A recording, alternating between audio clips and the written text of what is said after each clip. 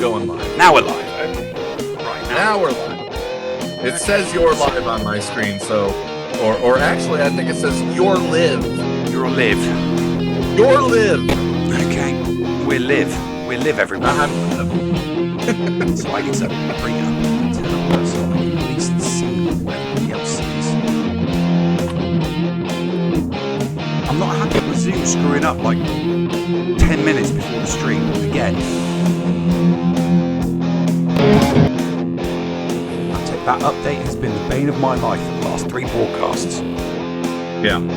Well, I mean, we could try and find something different. Well, no, Zoom's fine. It worked so well. It used to work so well with OBS, and now it doesn't. And it's really, really frustrating, especially when it does it right before you're supposed to go live. You know, it kind of sucks. And of course, you know, I ask you to change one thing to accommodate the stream so we don't get blasted with subscriptions. And that was it. That was all I did. All I did was change one link. So, okay. Where are you? Where are you, Megan? You've got to be in chat somewhere. Who's Megan again, Neil?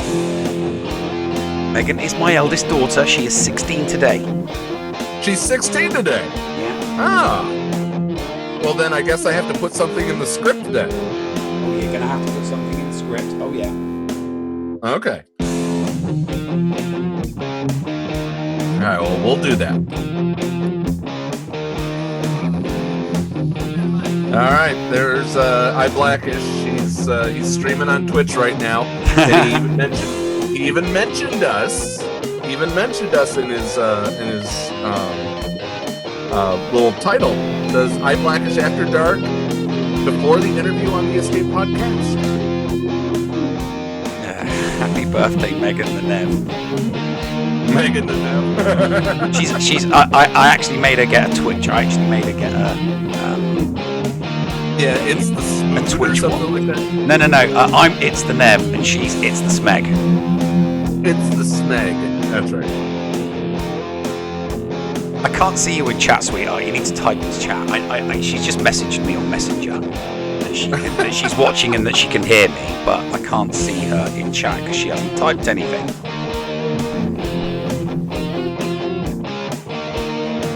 Well, it's all right.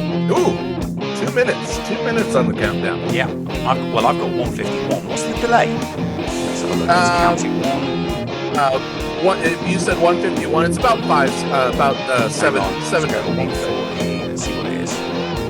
8. It's 8. 8's not too bad. 8 is not too bad at all. I still love that it's only 5 seconds on Twitch. 4 or 5 on Twitch. I love that. Oh yeah. And I think there's ways we can make it even better. But yeah, we'll talk about that. That's something we'll talk about. Yeah. 1:30 as of now, Hellenic said, and my screen. Actually, he's a little bit ahead of you. Hellenics? No, he can't be, because when he said 1:30, it said 1:50. It said 1:20 on mine. Really? Okay. It said 1:20. It said 1:25 on mine. Well, my OBS says 1 minute, so we're going dark. Oh, okay. We're going dark, everyone.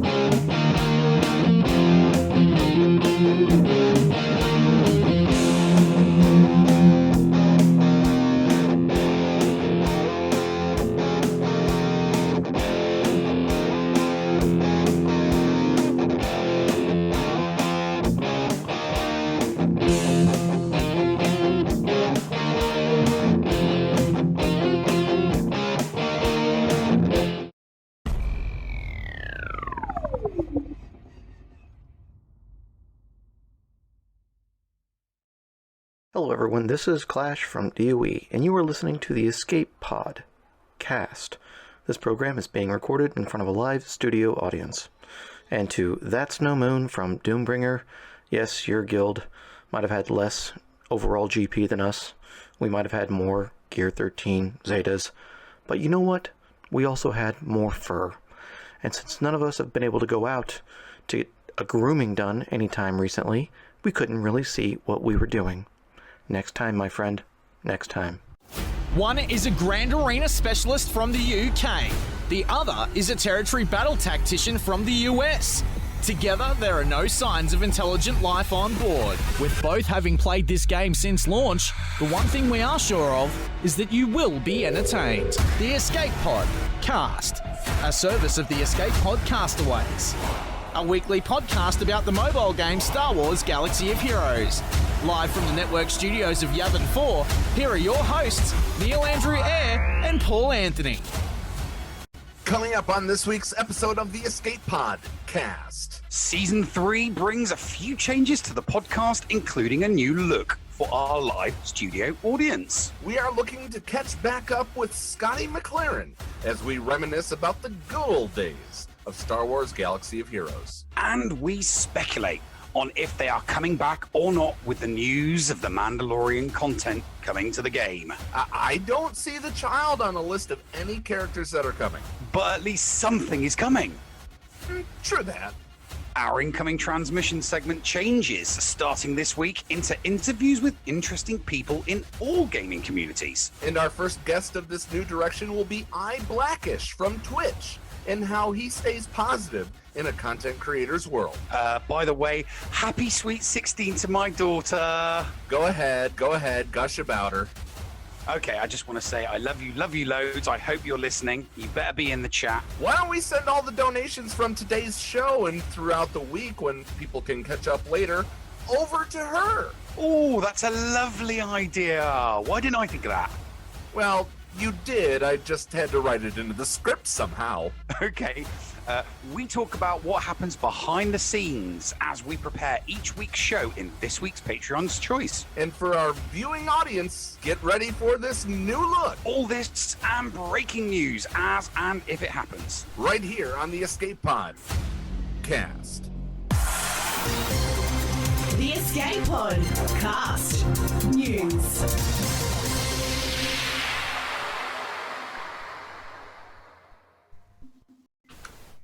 Hello there, ladies and gentlemen, and welcome to the Escape Podcast. I'm your host, Neil Andrew, and as always, joined by my hetero life partner, Paul Anthony. Paul, how you doing today, buddy?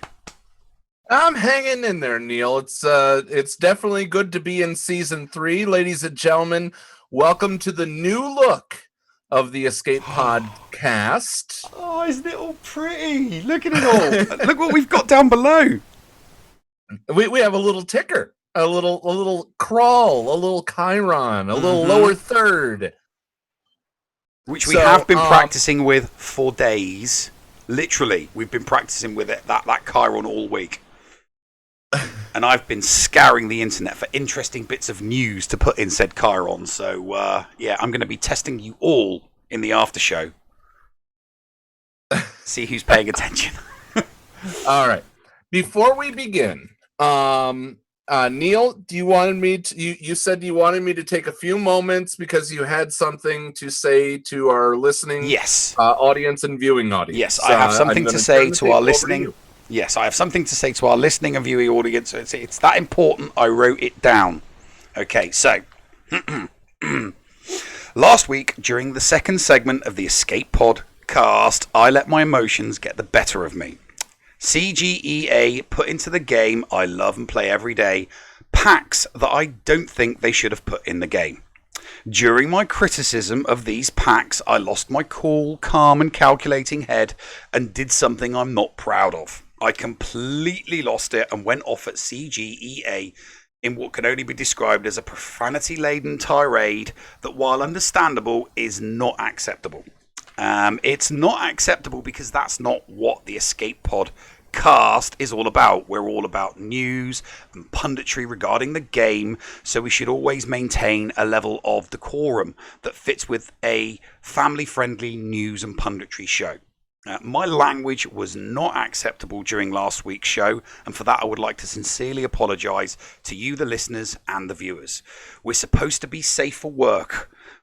We're a family-friendly podcast, and I crossed the line last week. It is something that I will ensure doesn't happen again. Swearing is never the answer or correct response to anything, and I will return to my usual calm and critical self for all future broadcasts. Thank you. All right. And to verify, Neil, I did not make you do that. No, he didn't. He did not make me do it. We had a conversation, and I said, "Oh, I've already written an apology." I'd already written. So he came through with, just wondered about last week, and I went, "Oh, don't worry, I've already written an apology." So you're forgiven. Hellenix has forgiven me. There we go. All is well in the world. There we go. JJ Manners in the chat says that all donations today will go towards purchasing me a comb. This is my corn cut, all right? This is my quarantine cut. But no, as you heard in the beginning, all donations today that are made to the show will be sent overseas to the UK to Neil's daughter for her 16th birthday. So anything that comes in and anything that comes in during the week while you guys are listening to this podcast on your own time, if you make a donation by clicking the links below or whatnot, sadly we don't have super chat, but all those, anything that shows up back there goes over to Megan for her sweet 16. And she is listening, she is watching, and she is listening. She just hasn't said anything in chat. I wish you'd say hello in chat, sweetheart. That's all you need to do. Just let everybody know that you're there. Junior does she's just messaging me on my phone on Messenger. It's like, I'm watching, I hear you. Junior Darth is saying where to donate. It's down there in the description of this video, but I will go and get one for you. There she is. There she is. Megan Air. There's the apple of my eye. The jewel in my crown. My eldest daughter. She's a young lady now. Yeah, so I'm really quick. Pause. Okay, there we go. I'm getting the link for you, and I'm putting it in the chat. Copy link address. There you go. Oh, geez. That is not what I want to do. Oh, man.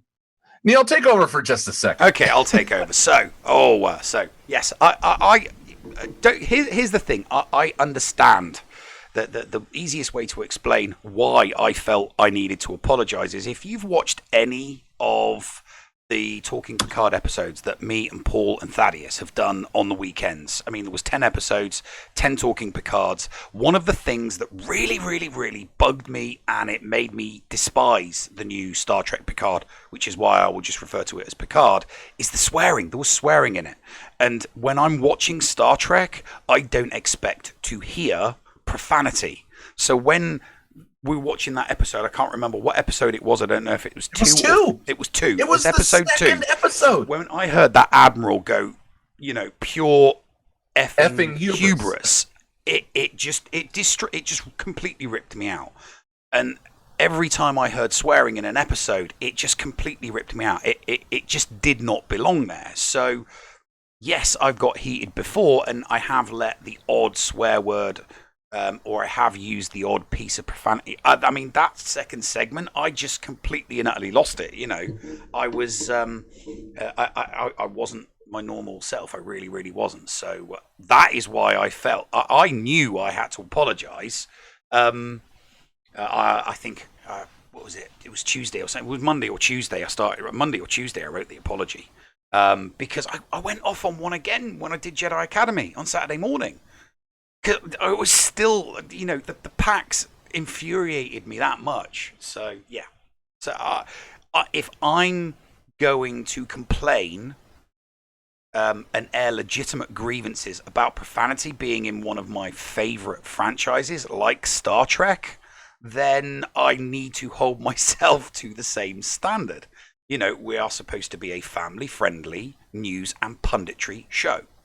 Family-friendly being the operative word, and I was not family-friendly, hence why I needed to apologise. So, have you done what needed to be done? Mature family-friendly, I would say. Because yes. I still think PG-13 is where we go. PG-13's fine, because then we can drop every 30 minutes or an hour, we can, say something can slip out. We don't need to worry about it as much.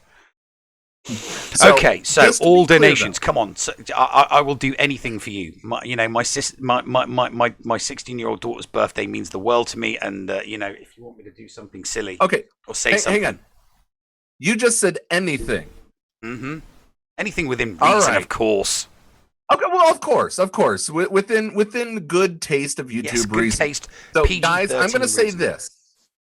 I'm going to propose this to you, Neil. If we hit $80, will you let your hair down? Yes, of course I would. I would do anything for I would do anything for my daughter. All right. So if we hit $80, which is approximately $100 UK, we will have Neil put his hair down if we hit it during the show. Yes, I will put my hair down. There we go. My hair down. All right. Okay. So on with the show. Now on with the show. After you you've apologized here. Mm-hmm. Let's revisit the whole thing though. These packs that they put out with the mods were atrocious. I'm going to agree with you on disgusting. This. Yes, absolutely.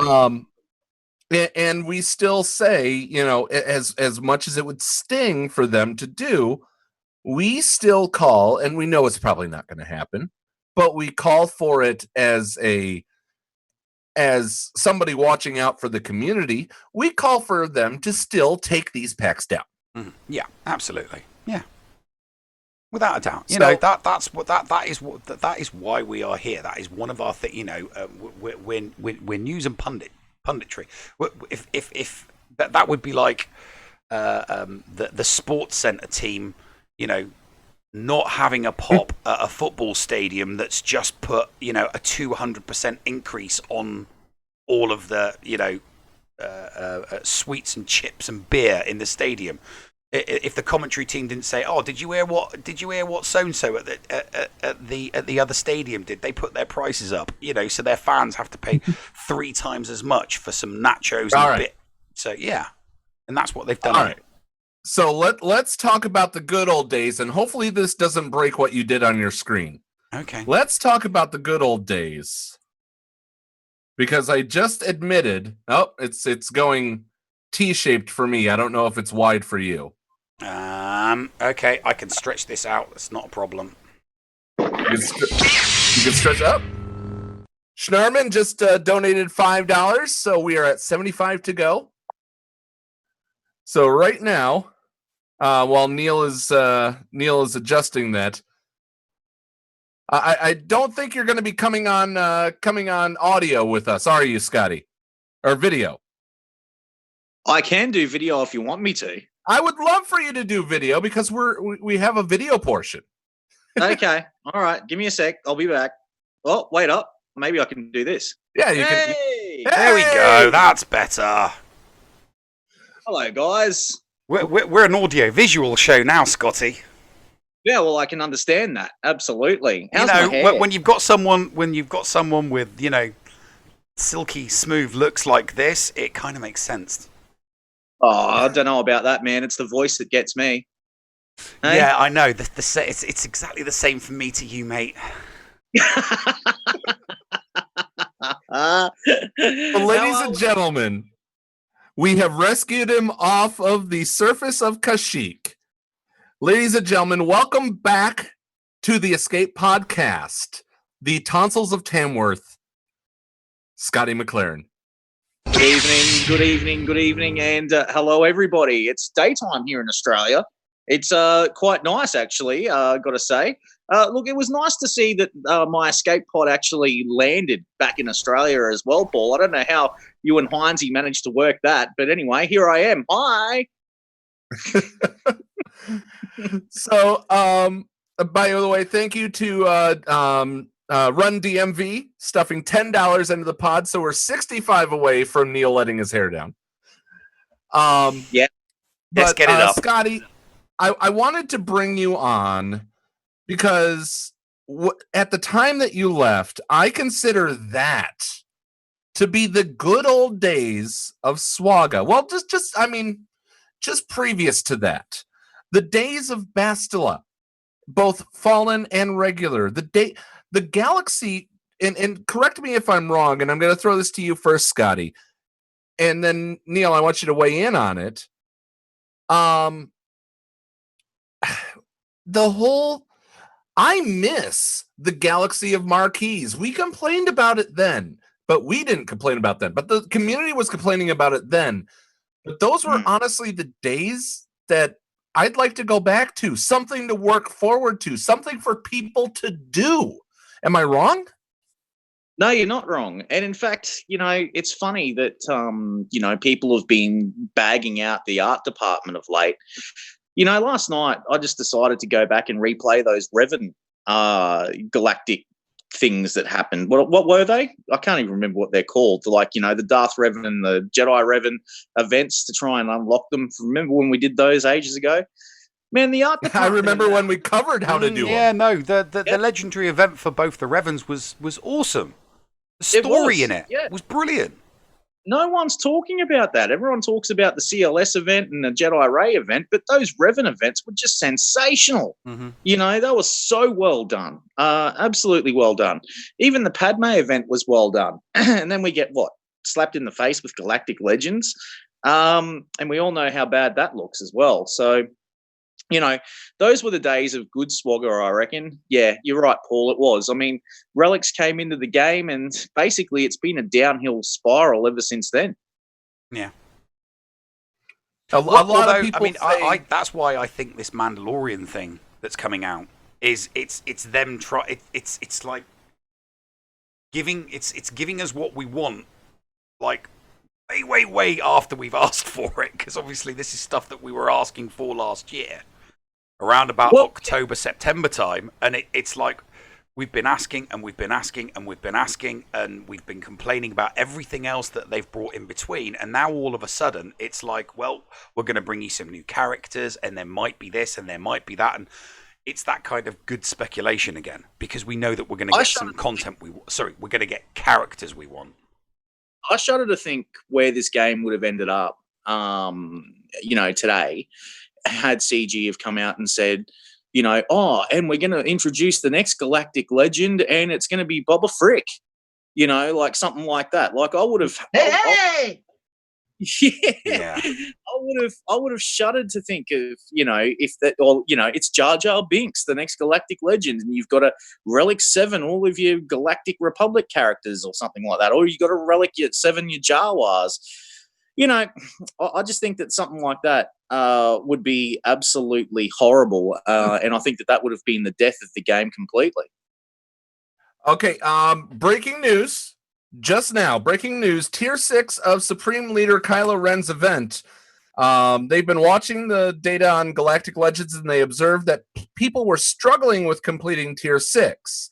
So they added a following hint to the tier: increase Supreme Leader Kylo Ren's mastery in order to overwhelm his opponents.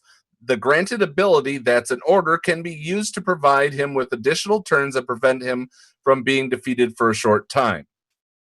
The reason they added that is because most players are using squads with the right amount of power, but possibly a weaker combination of characters than they originally expected. I worry about what they expected. They suggest experimenting with team compositions that could funnel Kylo extra turns and protect him while he ramps up mastery. Funnel Kylo extra turns. That to me sounds like foo. Everything that you just said sounded like you were talking in a foreign language.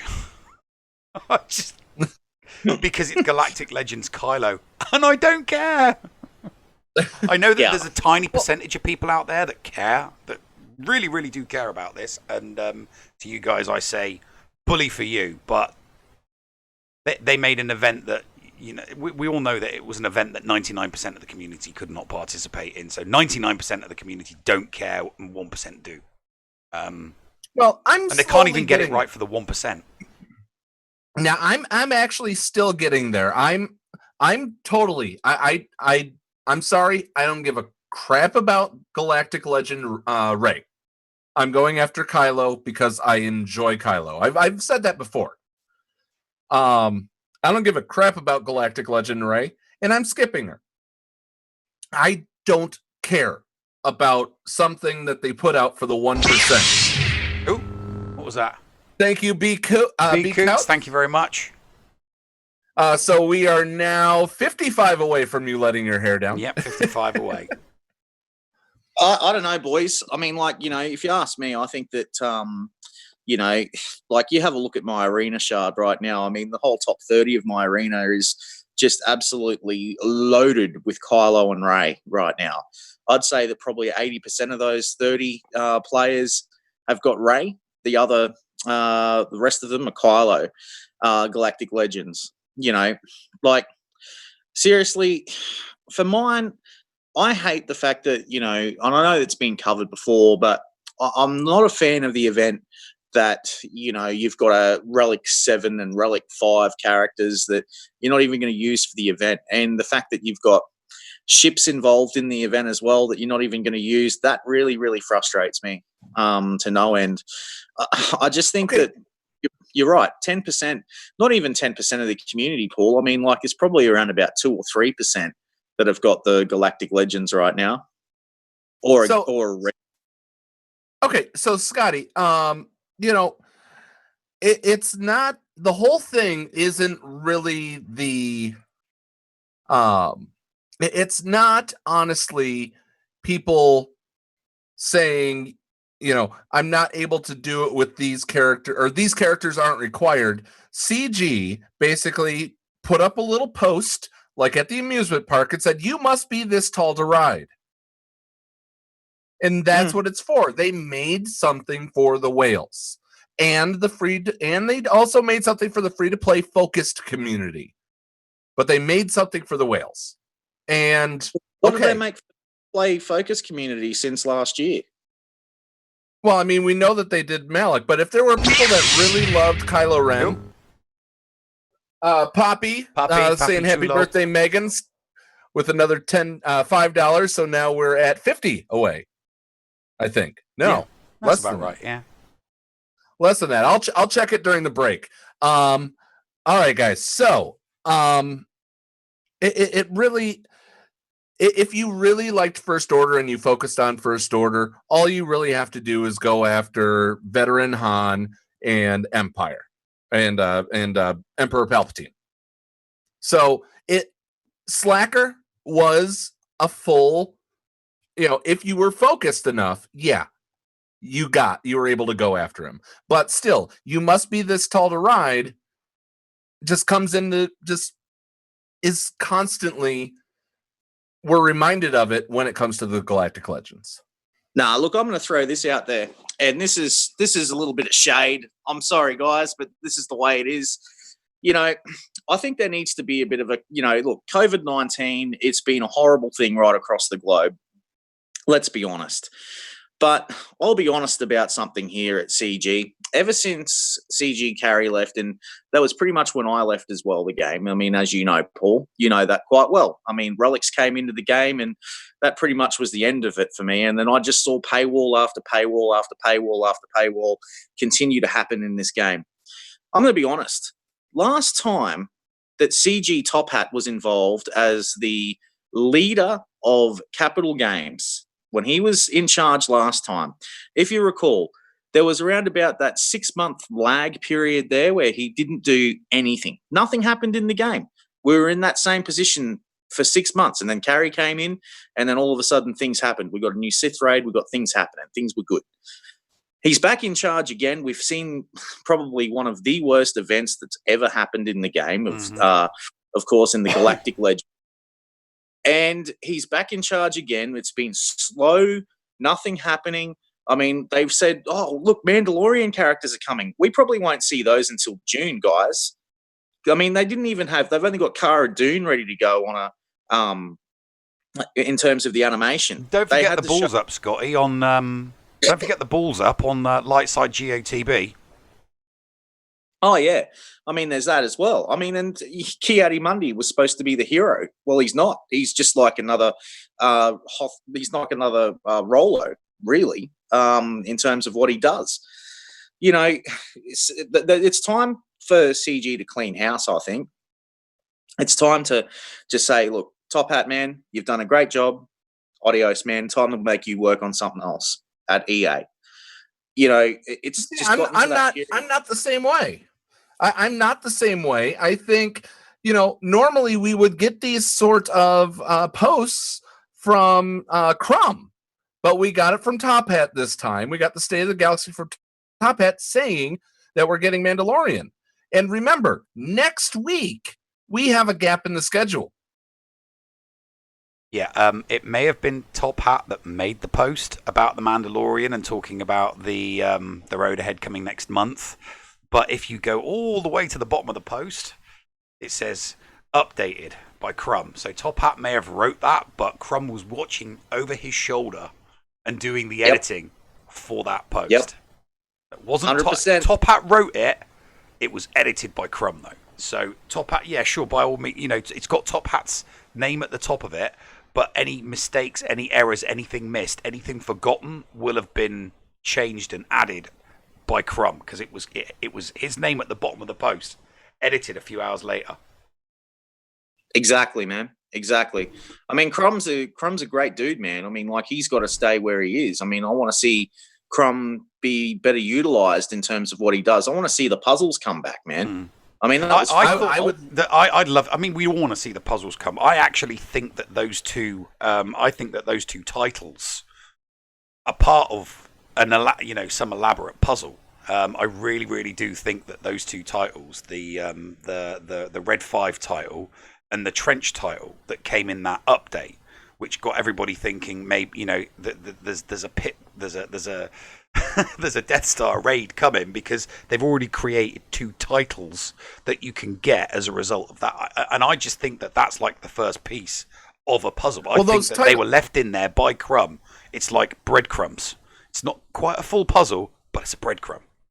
Yeah. No, those titles were through GAC for completing certain feats. That's what it was. Yeah, but it was. I agree with Neil. I mean, it's 100%. There's no Red 5. Red 5 does not exist. You still get it for doing a feat, though. It's odd. And that's why I say, that's why I think it's some kind of like, SB crumb. It's a crumb, breadcrumb.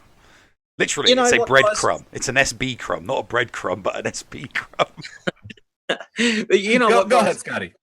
A couple of months ago, I actually also sent an email to Crumb and said to him, look, man, these are all the cool things that are happening in the Star Wars galaxy over the next couple of years. I'm not asking for anything in return. I just thought I'd just show you guys the dates and everything, And I find it quite interesting that he's plucked out of the air the 40th anniversary of Star Wars The Empire Strikes Back. Now, I wonder if CG would have known that if I hadn't have told them about that in December last year. Mm-hmm. I'm sure they would have, because StarWars.com, who happens to, it looks like they're dictating everything that comes to the game lately, would have reminded them. Yeah, I mean, that's true. But, having said that, that's got to be where the Red 5 comes into the game. We're going to see that. And that's probably where the Death Star raid's going to come into it as well. It's got to. As far as the game. But, here's the thing, though. And I shudder to think what this Death Star raid's going to look like. I mean, do you have to have all Relic 7 characters to go through this? Is it going to be, you need to be this high to ride the train? Well, let's speculate that on the other side of this break, Scotty. You remember these things? We have commercials. Let's speculate. That's right. Let's speculate about that on the other side of this break, right here on the Escape Pod cast. The Escape Pod cast with Paul Anthony and Neil Andrew Ware. Nikias Modding Mayhem is the premier remodding service for the game that we all love, Star Wars Galaxy of Heroes. With some of the most affordable rates in the industry, Nikias will rebuild your roster from top to bottom and give you consultation on where to go from there.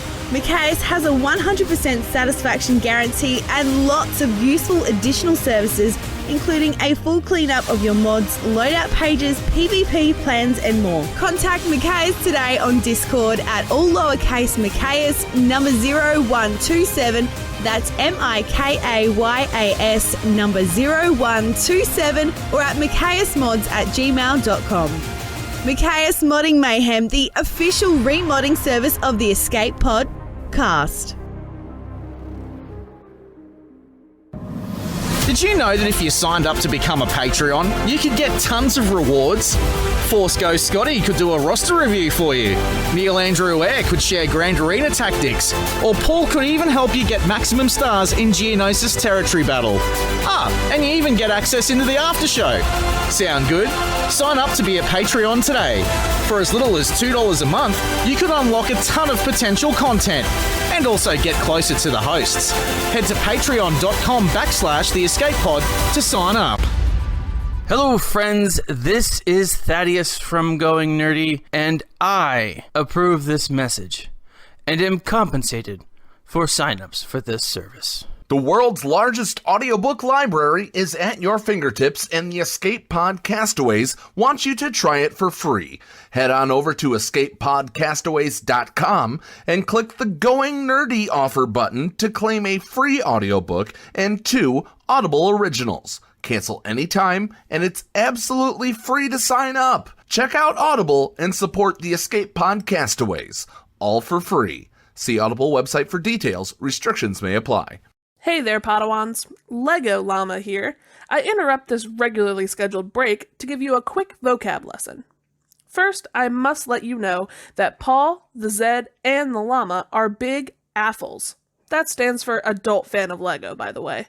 And we, along with Neil, are playing Lego Legacy Heroes Unboxed.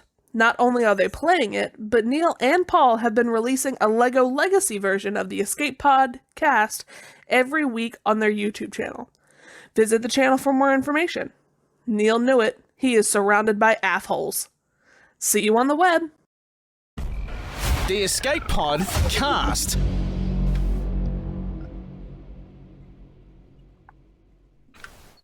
And welcome back to the show. It's segment 2. Scotty's here. Paul's here. How awesome is this? Guys, you must be loving this. Come on, I'm loving this. I am absolutely loving this. You are correct. Oh man, it's always good fun to be back on the show. You know, I love being back here. It's so much fun, and shout out to everyone in the community that's here watching the show with us as well, which is always good fun. G'day to Biscuit Weasel and also Helenix, my boy. It's good to see you guys in here, and also Betty as well. I saw she was here. Savage Diva's here, my girl. Yes. So many cool people are here hanging out with us here over on YouTube as well. But guys, you know, I want to speculate if I can.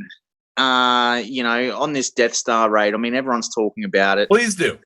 Please do. Everyone's talking about it. You know, Red 5, that's got to come to the game. As Neil spoke about before, it was the breadcrumbs of what's coming to the game. 100%. Red 5's got to come to the game. And at the end of this quarter, or perhaps even at the end of this year, do you guys think that, seeing as we'll get Red 5, do you think that we'll see Jedi Luke? No. If we get Red 5, it's got to be orange and white jumpsuit Luke, so that we can get Rogue, so that we can get Red Squadron back together. Because if they bring out Red 5, it'll go with Wedge and it'll go with Biggs. And oh my God, how awesome would it be to have those 3 in and some synchronicity amongst them? So, by the way, nobody. Dr. Feelgood just checked in $5 via Patreon. Thank you very much, Dr. Feelgood. Patreon. So we are at 45 to go for you to let your hair down. For me to let my hair down, yes. But I know a lot of people, you know, obviously for the last couple of years, well, since the beginning of the game, we've been, you know, ever since CLS, we've been hung up on when are we going to get Jedi Knight Luke. And now that we're talking about the Death Star raid, I'm more inclined to think Red 5 and Jumpsuit Luke would be better. because they're bringing out all these capital ships, and they're bringing out all, we've got the Separatists now, we've got a Resistance faction now, we've got the First Order faction, we've got the Negotiator for Galactic Republic, and it's kind of swamped that MILF meta that was with Akbar. And I just think that they could really, really work in an awesome Red 5 ship with a jumpsuit, with the orange and white jumpsuit Luke, starting 3 of Wedge, Biggs, and Luke Skywalker, with the MILF coming in as a reinforcement. I just think that something like that would be totally, totally awesome. I'm willing to not have a Jedi Knight Luke in the game for at least another 2 years if they bring in Red 5 Luke, because Red 5 Luke would be awesome, and then they can re-tag Wedge and Biggs as Reds. They were 2 and 3, weren't they? They were. Yeah, they were 2 and 3. I mean, somebody correct me in chat if I'm wrong, but I'm pretty sure Wedge and Biggs were 2 and 3. Yeah, but then on top of that as well, I mean, then you've actually got the Danger Zone back together. Yeah, how awesome would that be? It would be so cool. It would be so. I mean, Kenny Loggins song going in the background as you go in the fight. Fantastic, man. That's the way it should be. Well, I mean, I've started playing that music. I've been playing that music during my Twitch, during my GAC Twitch streams. Whenever I've got an entire scene for just when I go into ships, and it's not the old Ben TIE fight. It's just the 2-minute bit. So the whole thing is like 4.5 minutes, but I've cut the first 2.5 minutes so that it's just the ships. And when we upload it onto YouTube, it still has a copyright claim on it, even though it's half the song. So, by the way, people or Helenix says that he still wants Porkins. And remember, Scotty, Carrie told us Porkins is not dead anymore. No, he's not. And Carrie also told us at this time last year, if I remember, that we were going to see Hondo. Where is he? We're supposed to be getting pirates this year. Oh, here you go. There's Hondo. We're supposed to be getting pirates this year. I think that if they're going to give us the Mandalorian, I think they might give us some pirates with the Mandalorian. That'd be nice if they give us some pirates with the Mandalorian. Oh, what if we get Hondo live action in Mandalorian season 2, and then we get a Hondo? Well, holy! Drop the hair, Neil. $45. Oh my God! Wow, thank you, Junior Darth. Megan, you need to be saying thank you for that very nice birthday present. Wow. Run DMV. I have to let my hair down, don't I?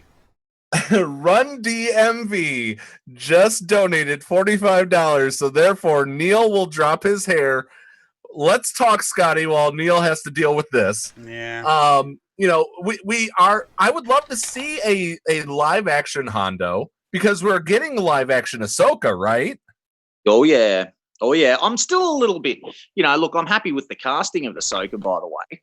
But, in saying that, I feel a bit sorry for Ashley Eckstein. I would have loved to have seen her get given the opportunity to do it live action.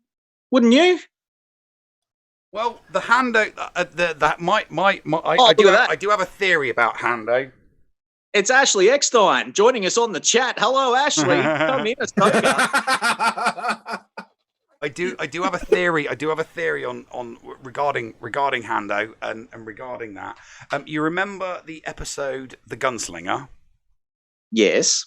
At the end, we see somebody standing over the body of the Mark, don't we? Mm. What if that was we do? Hondo? Well, that's got to be Gridsy, mate. It's got to be Gridsy.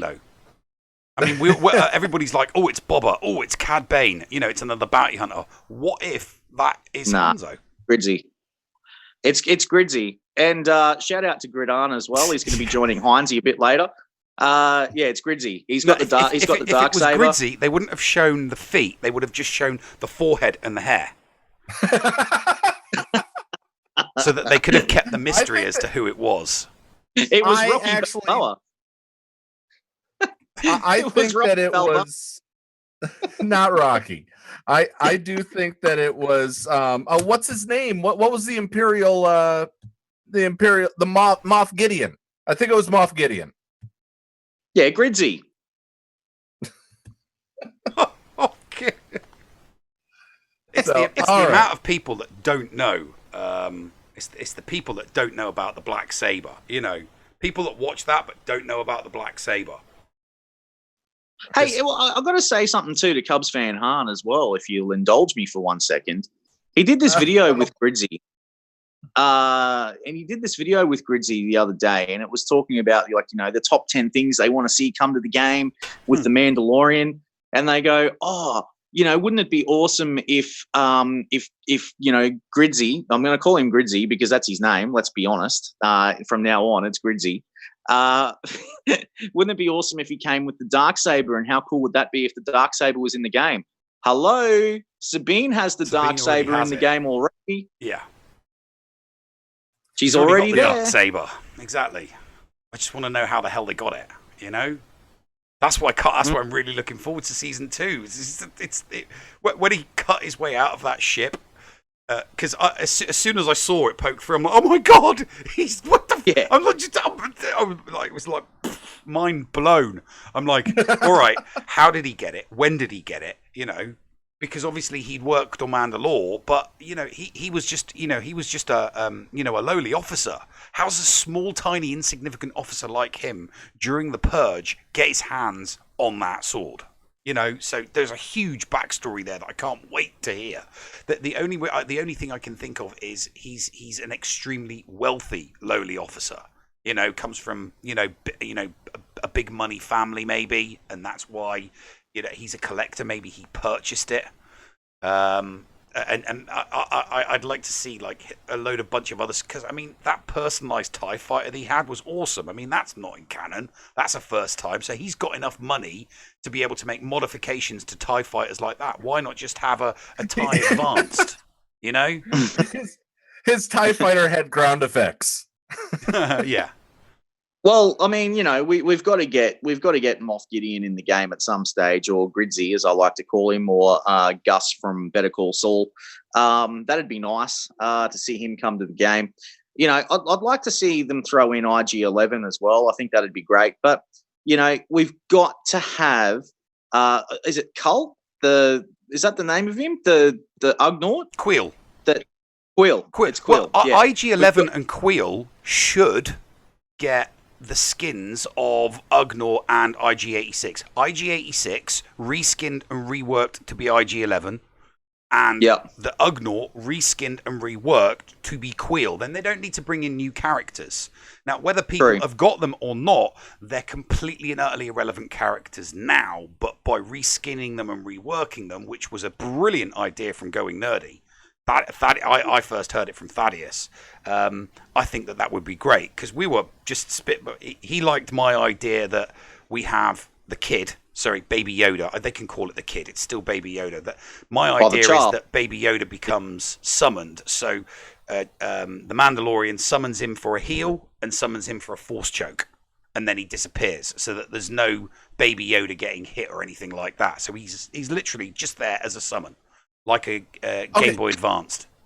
Then again, there is that. Sorry, Paul. There is that scene with the stormtroopers that are punching the hell out of Baby Yoda. Scout Trooper. Yeah, the Scout. Yeah, there is the Scout Trooper scene. Yeah, but so maybe we're going to get a Scout Trooper come to the game so that Cara Dune can take them out because she hates the Empire. And that's going to be like her comeuppance for bashing the hell out of Baby Yoda. That would be hilarious. Well, I would very much like to see some Empire characters. So the Scout Trooper, I'd like to see them bring the Scout Trooper in, but I'd also like to see them bring in 501st Stormtrooper and 501st Flame Trooper, because I would very much like to see the game giving props to the 501st, who saved Lucasfilm's arse because they did not have sufficient enough costumes to do the scenes that Jon Favreau wanted. So they got fans in to do the scenes. So all those scenes in 7 and 8, 501st through and through. And you can see it because it's fans of all shapes and all sizes. And that was just awesome. And just that. So I would like to see the 501st get some recognition and maybe throw a couple of Empire characters in there. 100%. And, you know, look, I agree with you on that as well. I mean, I think that'd be fantastic. But, boys, I've got to ask. I mean, like, you know, we're getting to the end of the Clone Wars on telly as well. And that all wraps up on May the 4th. And then we're getting a documentary about have not watched. I have not watched no. this I haven't episode watched yet, the last so don't episode. spoil. Please don't say anything. I'm not going to say anything about the Mobile last Gamer episode. nearly spoiled it for me earlier on. I was watching one of his vids and he just went spoiler alert and then started going into it. I'm like, get off my damn phone. I'm not going to talk about the episode from last night, but I want to talk about its relevance with the game right now. Mm-hmm. Two-part question here, boys. Do you think we'll finally get that Mace Windu rework at some stage, and do you think they'll bring in the No. Mace Windu and Mace Windu will be a galactic legend. Ooh. Again with General Trace. So it's going to be that's who I think that because they know the community wants a better Mace Windu. Reworking Mace Windu makes them nothing because most people have already got him gear 12. Most people have already spent what they're going to spend on him. They make money with a Galactic Legend Mace Windu because more people would go for a Galactic Legend Mace Windu than a GL Rey or a GL Kylo Ren. And they just it is Trace, isn't it? General Trace? The Spider General? Yeah. I guess Trench, not Trace. Yeah, Trench. I think he would be the Trace is the other side. Trace is the terrible sister in Clone Wars season 7. Trace is the terrible sister. I don't think that's going to be Galactic Legend for Clone Wars content, boys. I really don't. I think we're going to get another Kenobi, and it'll be Darth Maul, Robot Legs Maul, finally. Another Maul would be nice. Another Maul would be nice, yeah. But another Kenobi, I mean, I'd rather have another Mace, a better Mace. Well, if that was the case, then it would be Mace Windu and Palpatine. Well, no, because Palpatine would be Palpatine. It's when they do Galactic Legend Luke Skywalker and Galactic Legend opposite him, it's either going to be a Galactic Legend Vader or a Galactic Legend Palpatine. No, it'll be Vader. It's father and son. It has to be there. And you know what? Because like when in terms of Darth Maul and Kenobi, those two just fit like peas and carrots. Mm-hmm. So it's got to be Robo Legs Maul.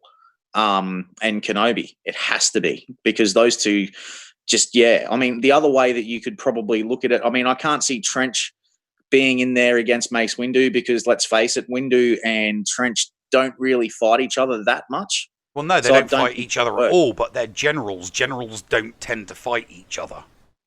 That's not... Yeah, but see, like... They're sitting at the back drinking wine, directing the battle. But with the Galactic Legends, though, they did state that it was going to be like Rey and Kylo, Vader and Luke type scenarios. So, therefore, it would be Kenobi and Maul. It's always going to be a two. Yeah, it's always going to be a duo. They're always going to release Galactic Legends in twos. That's what they said. In a dyad, if you will. I mean, like, boys, I've got to say, too, that, I'm still a little bit disappointed that we haven't seen, what's his name, Saw Gerrera come to the game yet either. I think that would be sensational to see that happen. I mean, like, there's a lot of characters that are out there that we've missed. And you know what? Bring on the marquees for the rest of the year. Just give us everything we want. I'd like to see them do I mean, all of the main Rogue One marquees came out before the movie. Yeah. We were given them before the movie. We were. They won't, and yet they won't do that now. I mean, they wouldn't even give us the bloody names of the Galactic Legends until the movie was out, and then they still wouldn't give it to us afterwards. It's like, just give us some marquees, But everything has to be after the fact now, not before. It's like, oh, we've got some new content coming up. Bosh, let's give you 5 new characters. Here's 5 new light side characters. Here's 5 new dark side characters. That would be great. I mean, 5 of each, 5 light side Mandalorian characters and 5 dark side Mandalorian characters, and then give us a legendary at the end of it, like a Thrawn event we had with the Phoenix, something like that would be awesome.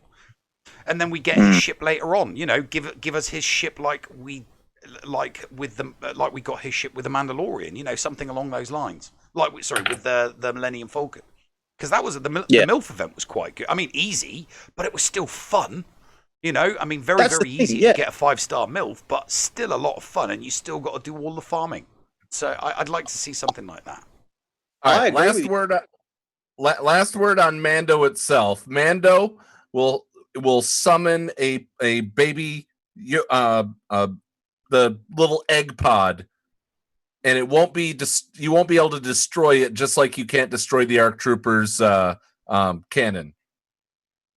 All right, so it's going to be he's going to be the baby. So it's not going to be Baby Yoda, eating out of a bowl on the floor. It's going to be Baby Yoda in his egg. That's how he's going to be summoned. You think? Yes. Oh no, that would make sense. That would make sense. If CG was smart, he would be his own character because everyone will wail on that. Trust me. Yeah, So but they'll wear quick. if even if they don't make his own character, if they attach it as something that you get to summon, but you only get to summon him. You see that they'll make that the like the ultimate ability once you've maxed the relics on a character. That's what the Mandalorian's ultimate ability will only be achievable once you've gear 13 and max relicked him, and then that ultimate ability will be to be able to summon Baby Yoda. That would definitely make people go absolutely to. You would see every single person just. Right, that's it. Screw everything else. I want Baby Yoda, so everyone wails on the Mandalorian. So we only got 7 more minutes before the kangaroos lose feeling in their legs and cannot hold up the satellite dish for Scotty anymore. So we got to be quick about this. Okay. And we didn't touch on Karga, and we briefly touched on Dune. Thoughts on Karga being a bounty hunter support? Yeah. 100%. What? Yeah. Awesome. Love it. I hope that they make his payouts pretty awesome too. I mean, I like the idea that Cubs fan Han came up with the other day with It's Just Ian, like with the the little coin that goes up in the air and it shows who the bounty is, and it's got like the different character on it, like as to who you're going for. Oh, the bounty That'd be pucks. pretty awesome. Yeah, the bounty pucks. Yeah, that'd be awesome if it came up with that and it shows if you're going up against Padme's face comes up on the bounty puck. Oh yeah, that would be hilarious. Cool. Yes. That'd be so cool. I'd love to see that happen. I'd like to see him have a revive. A revive once as well, because when Mando shot him and he hit the Beskar that he was carrying in his pocket, obviously the Mando thought he was dead and he wasn't because he hit the Beskar.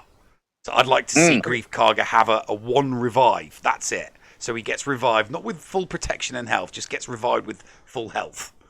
Because obviously his protection's gone. They said they're experimenting with him interacting with payouts and as a leader for the squad. And the very last words, which kind of inspired that, we think he's going to help out hand out a few more bounty pucks. So it very well could.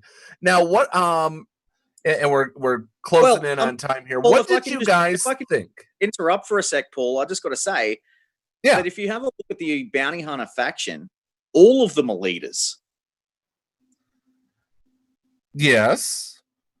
So we're just getting another leader of a bounty hunter. He's a bounty hunter. All of them are leaders. Yeah, does have a valid point. Every bounty hunter has a leadership ability.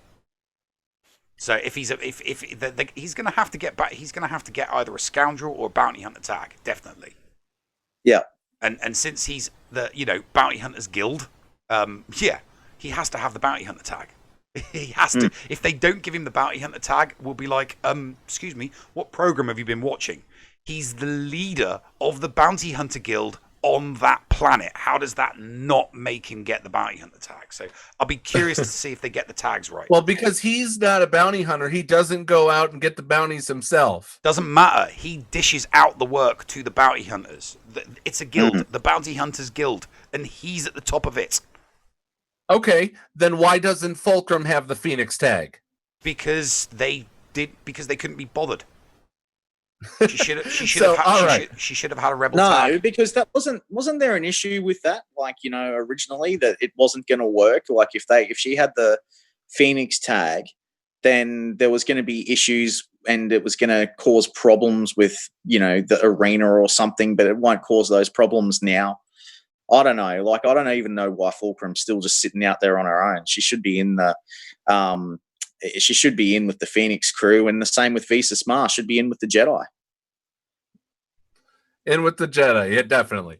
Cara Dune getting the Rebel tag. Thoughts, Neil? Yeah, can't wait. She's going to be like an awesome tank.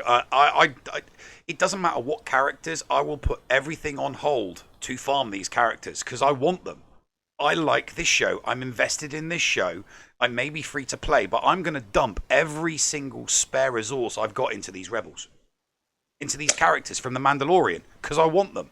You know, I'm going to play extra hard. I'm going to finish extra high in my division so I can get more crystals, so I can spend those crystals on these characters. You know, and if I'm that keen on it free to play, there are going to be whales and dolphins and minnows that want to spend money. You know, bring back the $20 pack that takes marquees from 3 to 4 stars. They are going to make a killing with the 10. It's a $10 pack. The $20 pack is the change. Yeah, the $10 pack. You know, if they did 10 marquee characters from the Mandalorian, that's 10 characters that I can see minnows and dolphins spending $10 on each to take the 3-star marquee to a 4-star. I did it with Phoenix. That was the start of it. Scotty, what you got on the Rebel tag for Cara? Well, I don't think that she fits a Rebel tag, to be fair. She's not a Rebel. I don't feel, because she's not involved with Leia. She's not in, well, at least as far as we know. I don't think that she fits the bill of being a Rebel, so to speak. I think that she's probably better in the Scoundrel faction. She would be much better in there. And where else she'd probably fit would probably be in the neutral tag. She ain't a Rebel. She definitely deserves a Scoundrel tag as well. I mean, yeah, I said that. She'll get Rebel. She'll get the Rebel tag for her previous life, but she should definitely get the Scoundrel tag now because she is a scoundrel, you know. And I think she is a scoundrel, but she was also, but wasn't she an Empire trooper as well? But she only finished being an Empire, being associated with the Empire when the Mandalorian was around. So she'd like gone in exile. So she wasn't even really a Rebel. She didn't fight for the Rebel, for the Rebel Empire at all. No, she did. She fought for the New Republic. She fought for the New Republic after the war. But like she said, she got sick of it because all they were doing was babysitting, dignitaries and doing close protection, and that's not what she was about. She was about, being part of a unit, hunting down Moffs, hunting down the Empire and killing them. And when it went to she was a wartime soldier that didn't like doing the peacetime thing. And you get that with soldiers. Some of them just want to be out there on the front lines killing bad guys. They don't want to be protecting some royal or some dignitary or some VIP, some person of importance. Which is why I question her being a Rebel, because she's not. She doesn't want to fight for their cause.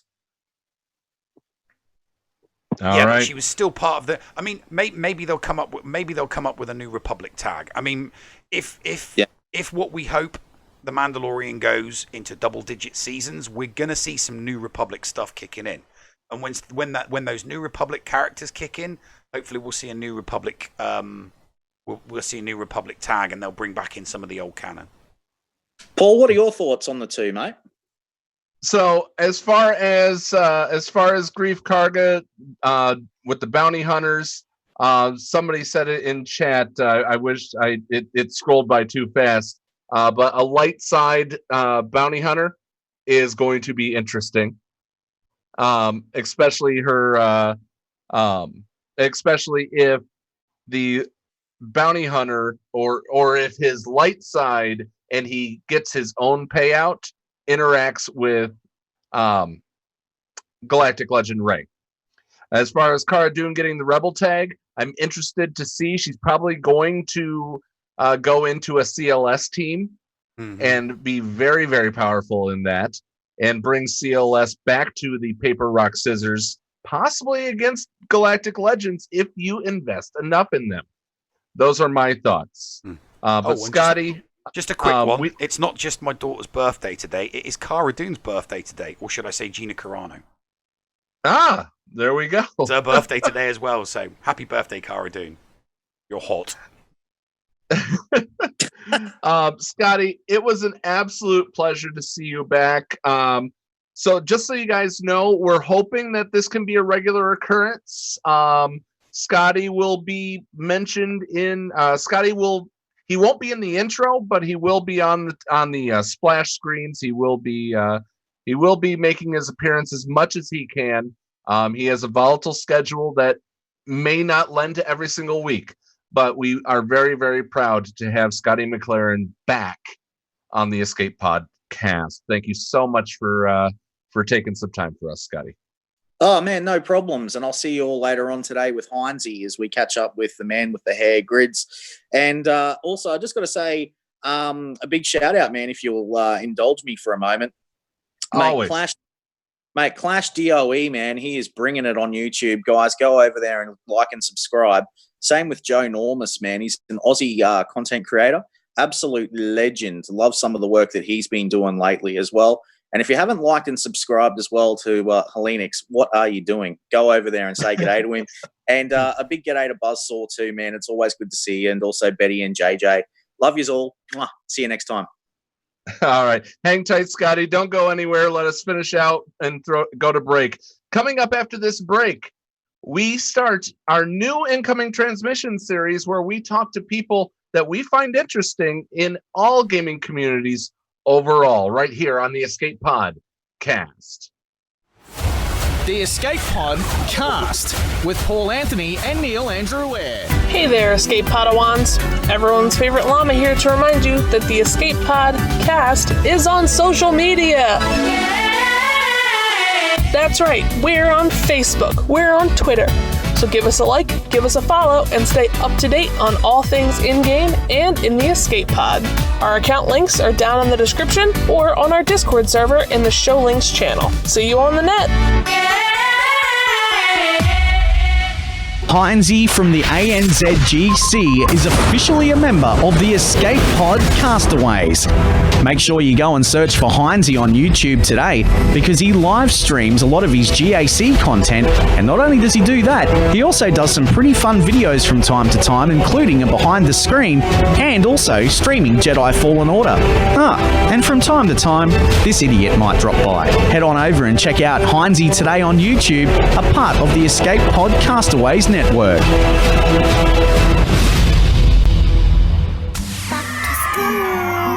The Escape Pod cast for kids. It's really cool. Hello, Escape Podawans, and welcome back to Storytime with the Llama and the Escape Pod cast for kids. This week, we're taking a little bit of a break from early game content and focusing on a little bit of end game content. We are doing the Jawa faction. Now, the Jawas have 5 different characters.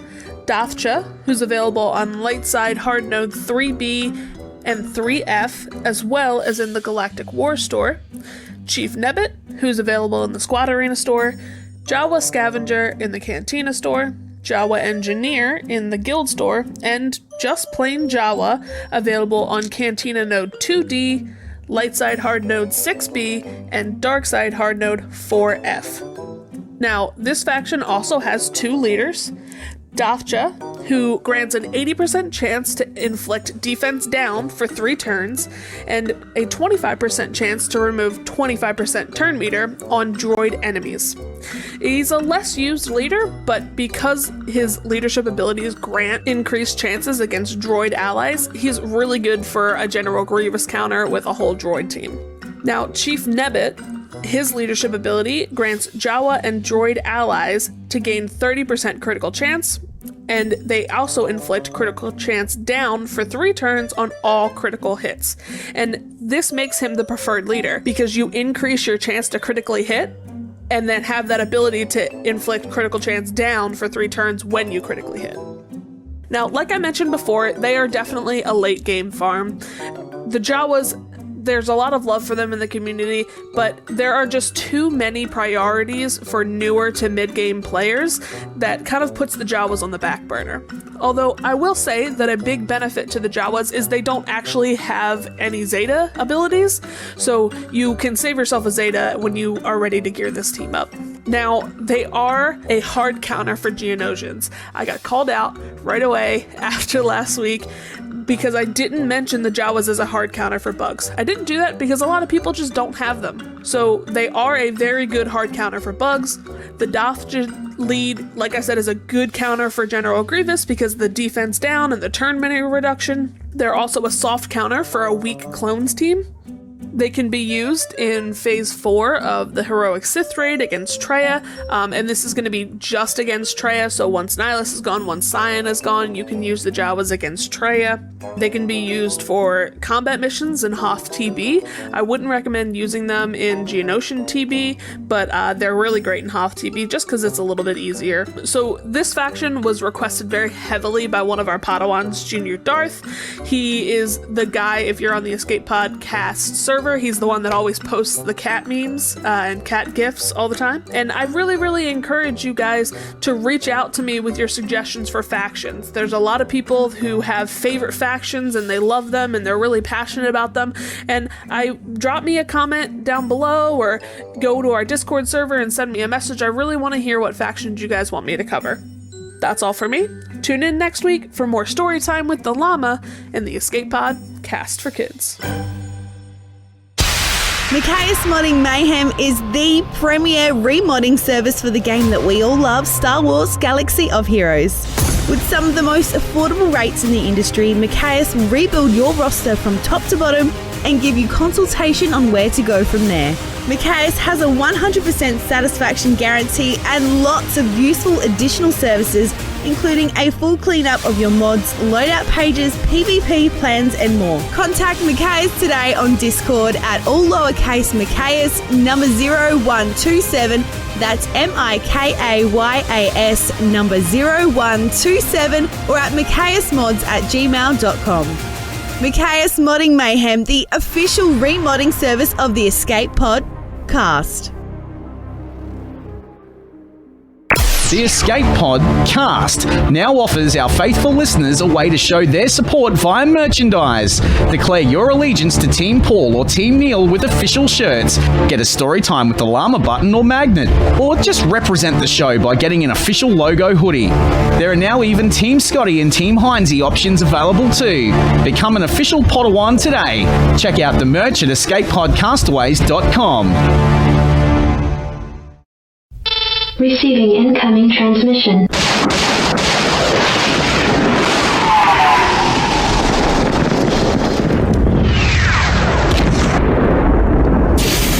Receiving incoming transmission.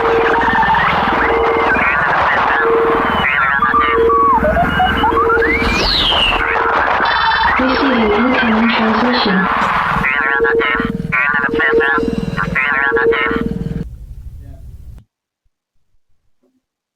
Hello there, ladies and gentlemen, and welcome back to the show. This week's incoming transmission is very special, but I don't do the introductions because I'm crap at doing introductions. I leave all the introductions to the MC himself, the master of all wonderful ceremonies, Paul Anthony. Introduce our guest to our lovely listeners. Ladies and gentlemen, this next guest, hold on. Class, thank you for the $5. Actually, you know what? I'm going to say this right now. If we hit 150, we'll get Megan on, right? That's what you were talking about? Yeah, we'll get Megan on. Okay, so if we hit 150 in the Patreon's choice, we'll get Megan on. She can say a personal thank you to everybody. Exactly. We're now 85 away from that. But nonetheless, ladies and gentlemen, that's not why you're here. You guys are here to listen to us interview the man that is just below us. He comes from the Rise group. He is in my opinion, he is the leader of the revolution. But he is #revolution, and we're going to talk about #BTR. What that stands for, we'll get into. Ladies and gentlemen, from Twitch, one of the most positive people and somebody that brightens my day every day during my lunch break. Welcome, I Blackish. How you doing, buddy? Hey, not too bad. How we all doing? Doing all right. Oh my gosh, Mike Green is even in the chat, my friend. The Mike Green, the 22289. New Mike. The Mike Green is currently in our chat.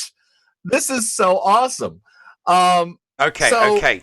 Mike Green Virgin, explain to me who Mike Green is. And don't just keep saying his name over and over again, because I don't know who he is. Well, he comes into my channel all the time. He's been a loyal supporter for a while now, and he's also a stand-up dude. Really cool guy. Him and his family have been facing a little bit of tragedy recently, and so he has a special part, a special place in my heart and my communities, and I just want to give a special shout out to Mike out there. I call him New Mike because he just got a new mic, and I call him the 22289 because he's got that 22289 at the end of his name. So. I'm actually going to I might as well do this right now, since we're talking about Mike Green. So you guys know how the Escape Podcast started. My wife was diagnosed with lymphoma, and Scotty and I came up with this way to essentially give me an escape. To get away from the worries of the world. And so that's how the Escape Podcast started. My wife went through chemo. You guys stepped up big time and helped me. And I am immensely grateful for that. Can I be the one to say it, Blackish? By all means. Okay. Mike Green was not so lucky. Mike Green was not so lucky, guys. He did lose his wife. And with that being said, I just posted a link inside our live chat, and I'm going to be adding it to the description down below in this chat. If you're listening to this in the podcast version, guys, he lost his wife. And we're trying to basically keep him fed. So mealtrain.com has a way to keep Mike's family fed in this tragedy. If you can help, please do consider helping out. Yes, we have we're celebrating Megan's birthday as well. But we were going to save this for the end and talk about it at the very end. But seeing Mike Green in the chat, we definitely have to show love from one personal spouse of someone that had cancer to another. Love you, my friend. You got a friend in me. That I know it sounds really Disney and Toy Story-ish, but seriously, you do.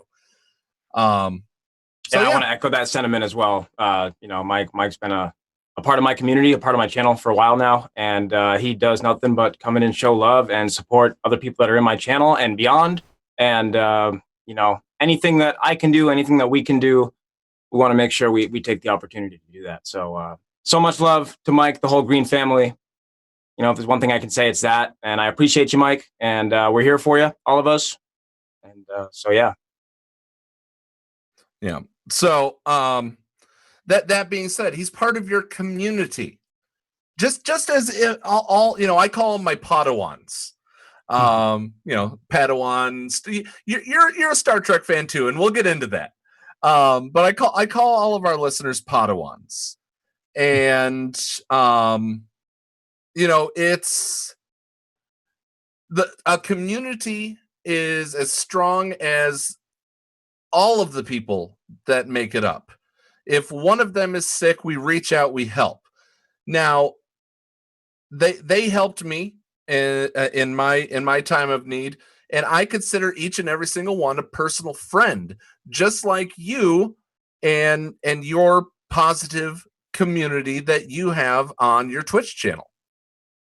It sounds a little bit cliche when you go to describe it to somebody, but that's exactly what it's like. It's when you throw out the words community or family, it sounds cliche, but at the same time, especially with what I'm doing and sort of the whole message that I'm trying to spread and the community that I'm trying to build, it really is centered around that.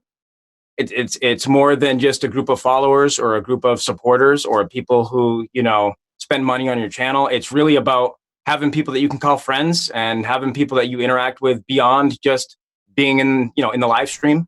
And like you said, it really is, it goes into the core of the word community and what it means to have, it's bigger than a following. It's like a family. And, it sounds cliche when you say it, but it's exactly what it's like. So. No, because it's a correct analogy because everybody knows everybody else. Right. I mean, you could go through. I mean, I can see 40 people in chat at the moment, and if I don't recognise the name, I know they're part of your community watching you on this show. But everybody else, I know. Because we all watch each other's shows, we all watch each other's content, we all play the same game, and we all talk to each other. Whether we're chatting in a live stream, whether we're on Twitch, or whether we're just chewing the fat in a group voice chat on Discord, we all know each other. So family is a very, very good analogy for what this community, what the gaming community is like, definitely. And a lot of the people that I know from my live streams, many of them have been coming around and viewing my channel for up to years now. Just today on my earlier stream, I had my first 2-year concurrent subscriber to my channel. So that's somebody that's been supporting me for years now, and that's more than I can say for some actual family members, so they're as much family as anything else. It truly is. It's really a remarkable thing because you can't, without these sort of platforms that we have, these mediums, whether it be YouTube or Twitch or even Mixer, any of those, that just wouldn't be possible. Technology makes it's unbelievable what technology allows you to do. God, and who technology allows us with. to be so much. I mean, our community, I mean, for all that's been said and done with the current global crisis that's going on, we were already a very, very close-knit community anyway. So all it's done to us is brought us close together because people stream more, people put more content because the community as in general, most people are self-isolating, self-quarantining and staying at home. So we've just got closer and more closely knit as a community and as a group, which has been helped everybody get through these tumultuous times. And it really stands out during times like this, when stuff like this is happening in the world and people are unable to be as close and connected, physically as they might normally be. These mediums, these platforms allow us to basically not miss a beat.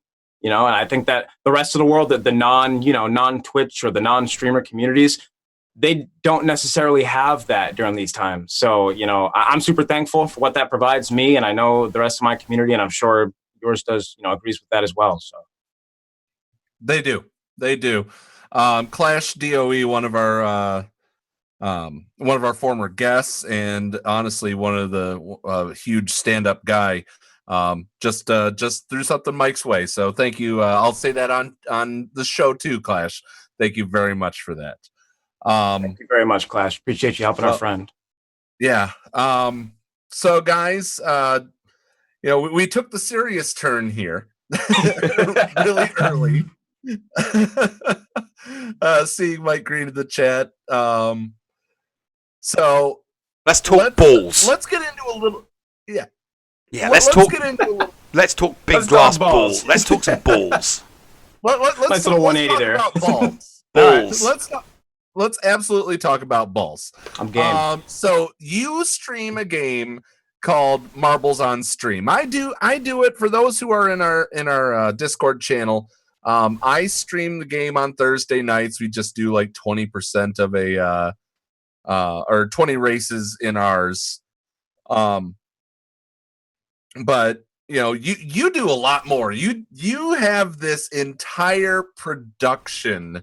Why don't you introduce the character I Blackish to everyone? Yeah, so I mean, I'm I Blackish. I lead the revolution. I bring the hype. My presentation is based, around a high energy, high tempo, super hype, performance, you could call it, that Marbles happened to work its way into my stream, but it was sort of what it is before that, before Marbles became part of it. But I learned a long time ago that the best way to keep people engaged and to sort of keep them coming around and keep them wanting to watch you on the live stream was to, bring the energy, bring high energy, bring a lot of I don't want to say emotion. I guess hype is the word. Hype is the word. You bring a lot of hype, and people really engage with that. It kind of hits them a certain kind of way, and so that's kind of my live stream evolved into that, to the point where it's at now, where I use a lot of crazy visuals in my live streams, and I go back and forth between the marbles, and then the club scene is one you've seen that that kind of integrates all that, and so we have a ton of fun. I've seen it. So for the layman, for the people that only listen to us or have only listened to us in the past, that are just about Star Wars, explain. I mean, marble races is pretty easy to understand, but the club revolution is totally different. Explain to the guy just over to the side of me over here. Explain to him what he should be expecting when he comes into your channel for the first time, and maybe not necessarily that you notice him, but he's viewing. What is he going to see? If you can imagine a super hype, high energy, a party, if you will, happening right at this moment, where there's a packed club, there's bright lights, there's loud music, a bunch of electronic dance music going on, dubstep, and everyone's just going absolutely crazy all the time, and it never ends. That's what the revolution is, and that's kind of what I facilitate. So it's Urza's Hall, but with marbles instead of Star Wars Galaxy of Heroes. Is it family friendly or R-rated? Oh, family friendly. It's family friendly. Yeah, I mean, slightly family different. friendly for the most family part. Friendly, but yeah, okay, I get that. Yeah. No, I know. I'm liking the sound of it already. So there's a bit and of so I switch back and forth. I switch back and forth between like the club scene, like we mentioned, which is it's what it sounds like. It's a giant dance party going on in a club with a lot of bright lights, a lot of dubstep music going on. And I switch between that and the marbles races, but I integrate it all together. I find ways to transition between the marble racing, which gives a chance for people to actually play a game and interact with my stream, and in between a bunch of sort of transition scenes, which includes the club, which includes things like a live studio, where I'm sort of presenting what you might think of as a newscast, I guess, where I can present the information that's happening, kind of introduce people to what's going on next in the stream, whether it's a marbles race or whether there's, every time somebody gives me exciting news, I'll break to a live newscast where there's a screen next to me and I'm sort of introducing, some exciting news that happened in the world. And on the screen next to me is a video of, thousands of people just going absolutely wild, and in a giant crowd. And so, I transition through whatever's happening. I let the streams drive themselves, and it's like a giant party. It really is. It's a lot of fun. All right. So and the fun thing is that you also have this whole DJ rail in front of you. Oh yeah. So it looks like you're literally at the thing, and you're bouncing. You're bouncing around. I never stop bouncing. So you're mixing, this is me the whole time, right here. You're mixing the music while you're making the vids. That's right. You could call me the Revolution DJ. Yeah, that's right. All right. So I don't want you to be Pavlov's dog in this case, but what the thing that really hooked me and got me continuing to watch it, coming back lunch after lunch after lunch, that I take at work, is you have this script that you say whenever anybody becomes a follower. And I think you know which one it is, and you to kind of explain which one it is in case you're wondering. It's the one that I thought you were going to do when we first connected to you on chat before we went live. Can you welcome Neil to the revolution? No. When are you next streaming? Because I'm going to make a point of following you at a very specific time so that I can get my special spiel from you for following you. Well, anytime somebody stops in for the first time, I mean, so for example, say, hey Neil, welcome to the revolution. Thank you for joining. You're part of the family now. You're part of the movement. You are part of the revolution. And I'm gonna butter your bread.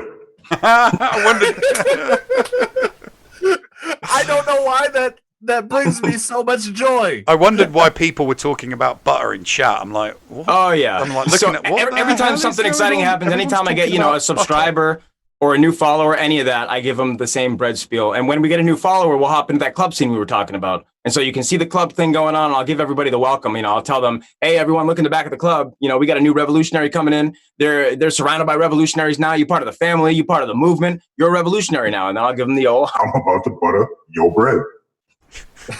Strictly butter side up, by the way, just so that you know. Copy that. Noted.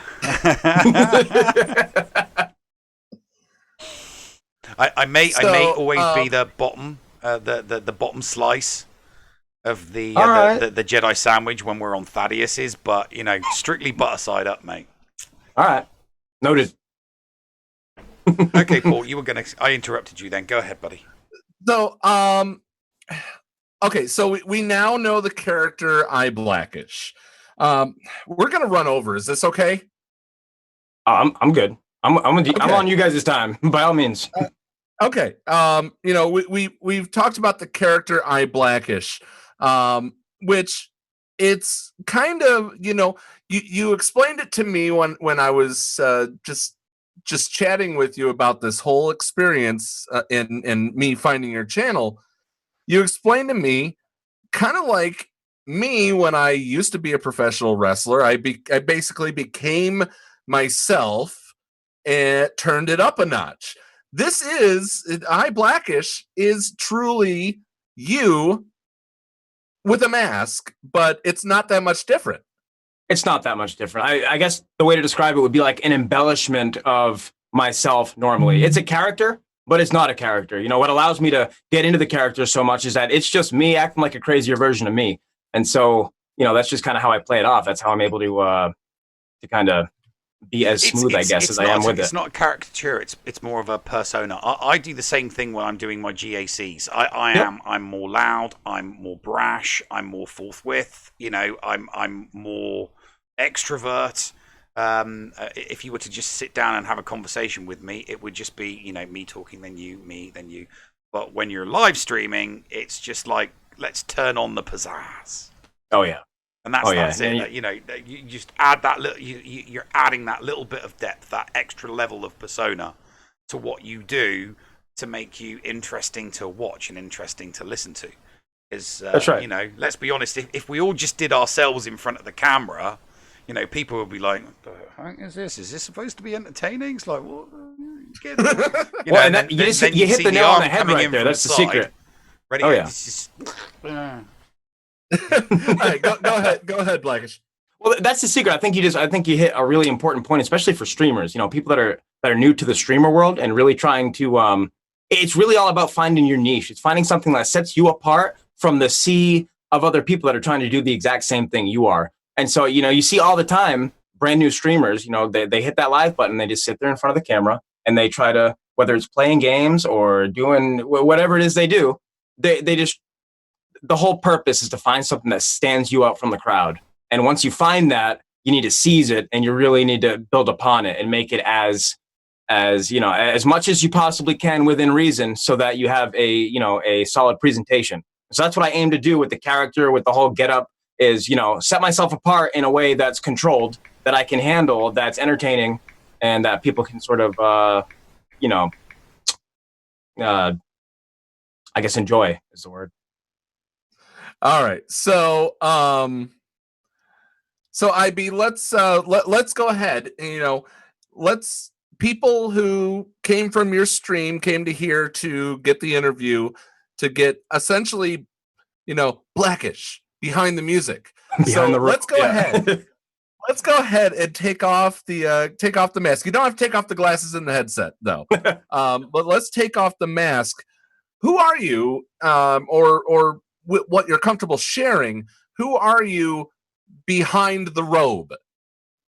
I'm a fairly normal guy. I grew up in New England. I'm from the Northeast, East Coast, USA, represent. I grew up a normal kid. I played a ton of sports, I was really active in a lot of different, activities going through school. I did a little bit of everything. I mean, you name it. I played sports. I was in the band. I was a band president at one point. I play a lot of instruments. I was into improv, comedy, that kind of stuff. As I became older, I got really into firefighting and EMS. So I'm a longtime firefighter, EMT. And that's, Nice. that's really dominated a big chunk of my adulthood anyway. And up until recently, that's what I did full time. I've just recently kind of taken a step back and taken a break from it. But I've worked in all different sorts of firefighting, EMS. I was a fire chief at a small airport for a little while. I've worked as, a full-time EMT on an ambulance for a little while. And then most recently, I worked for a very busy city fire department, that ran a ton of calls. And so, I kind of had that. That was sort of my life. My lifestyle was doing the firefighting thing. So up until, the streamer thing kind of grew out of that as a way to kind of do something else and kind of get my mind off, the seriousness of life. And that we're a couple of years into the streaming thing now. So, yeah. Minty Condition, who I absolutely adore, seeing her in the stream when I check in with you at lunch.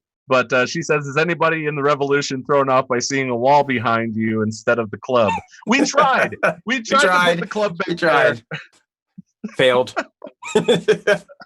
Yeah, so normally, for those who might not have seen my live stream, typically I have really wild visuals going on behind me, whether it's, I don't know how to describe it, like these 3D, 4D kind of mixed motion pictures going on behind me, or the club scenes, or the studio scenes, or the marbles game. So it's always something. There's really a lot of action going on behind me during the streams, basically all the time. So the plain blue screen is very much not what my viewers are probably used to, but. Yeah, Mr. Matt Dad. We could put some dubstep on in the background. I know I could because I have some. But then as soon as this stream would be over, it would be there'd be a copyright claim next to it, and we wouldn't be able to do stuff. Although that won't be a problem for us next week, will it, Paul? It very well may not, and we will absolutely get into that coming up. A special announcement coming up for all the Padawans and any of the revolutionaries that decide they want to come along for the ride with us in the future here. Okay, so we are a Star Wars focused podcast. Favorite Star Wars movie? Oh, be very careful what you say here. Oh, boy. So very, very careful what you say here now. See, I feel like not threaten the guests. Yikes. Maybe Return of the Jedi.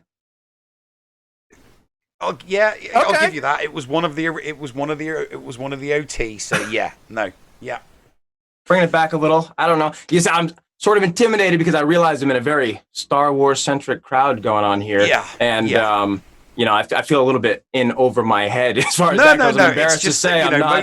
There are. I'd say 95% of Star Wars fandom would put one of the original trilogy, whether it's 4, 5, or 6. Someone's always going to put one of those as one of their favorites.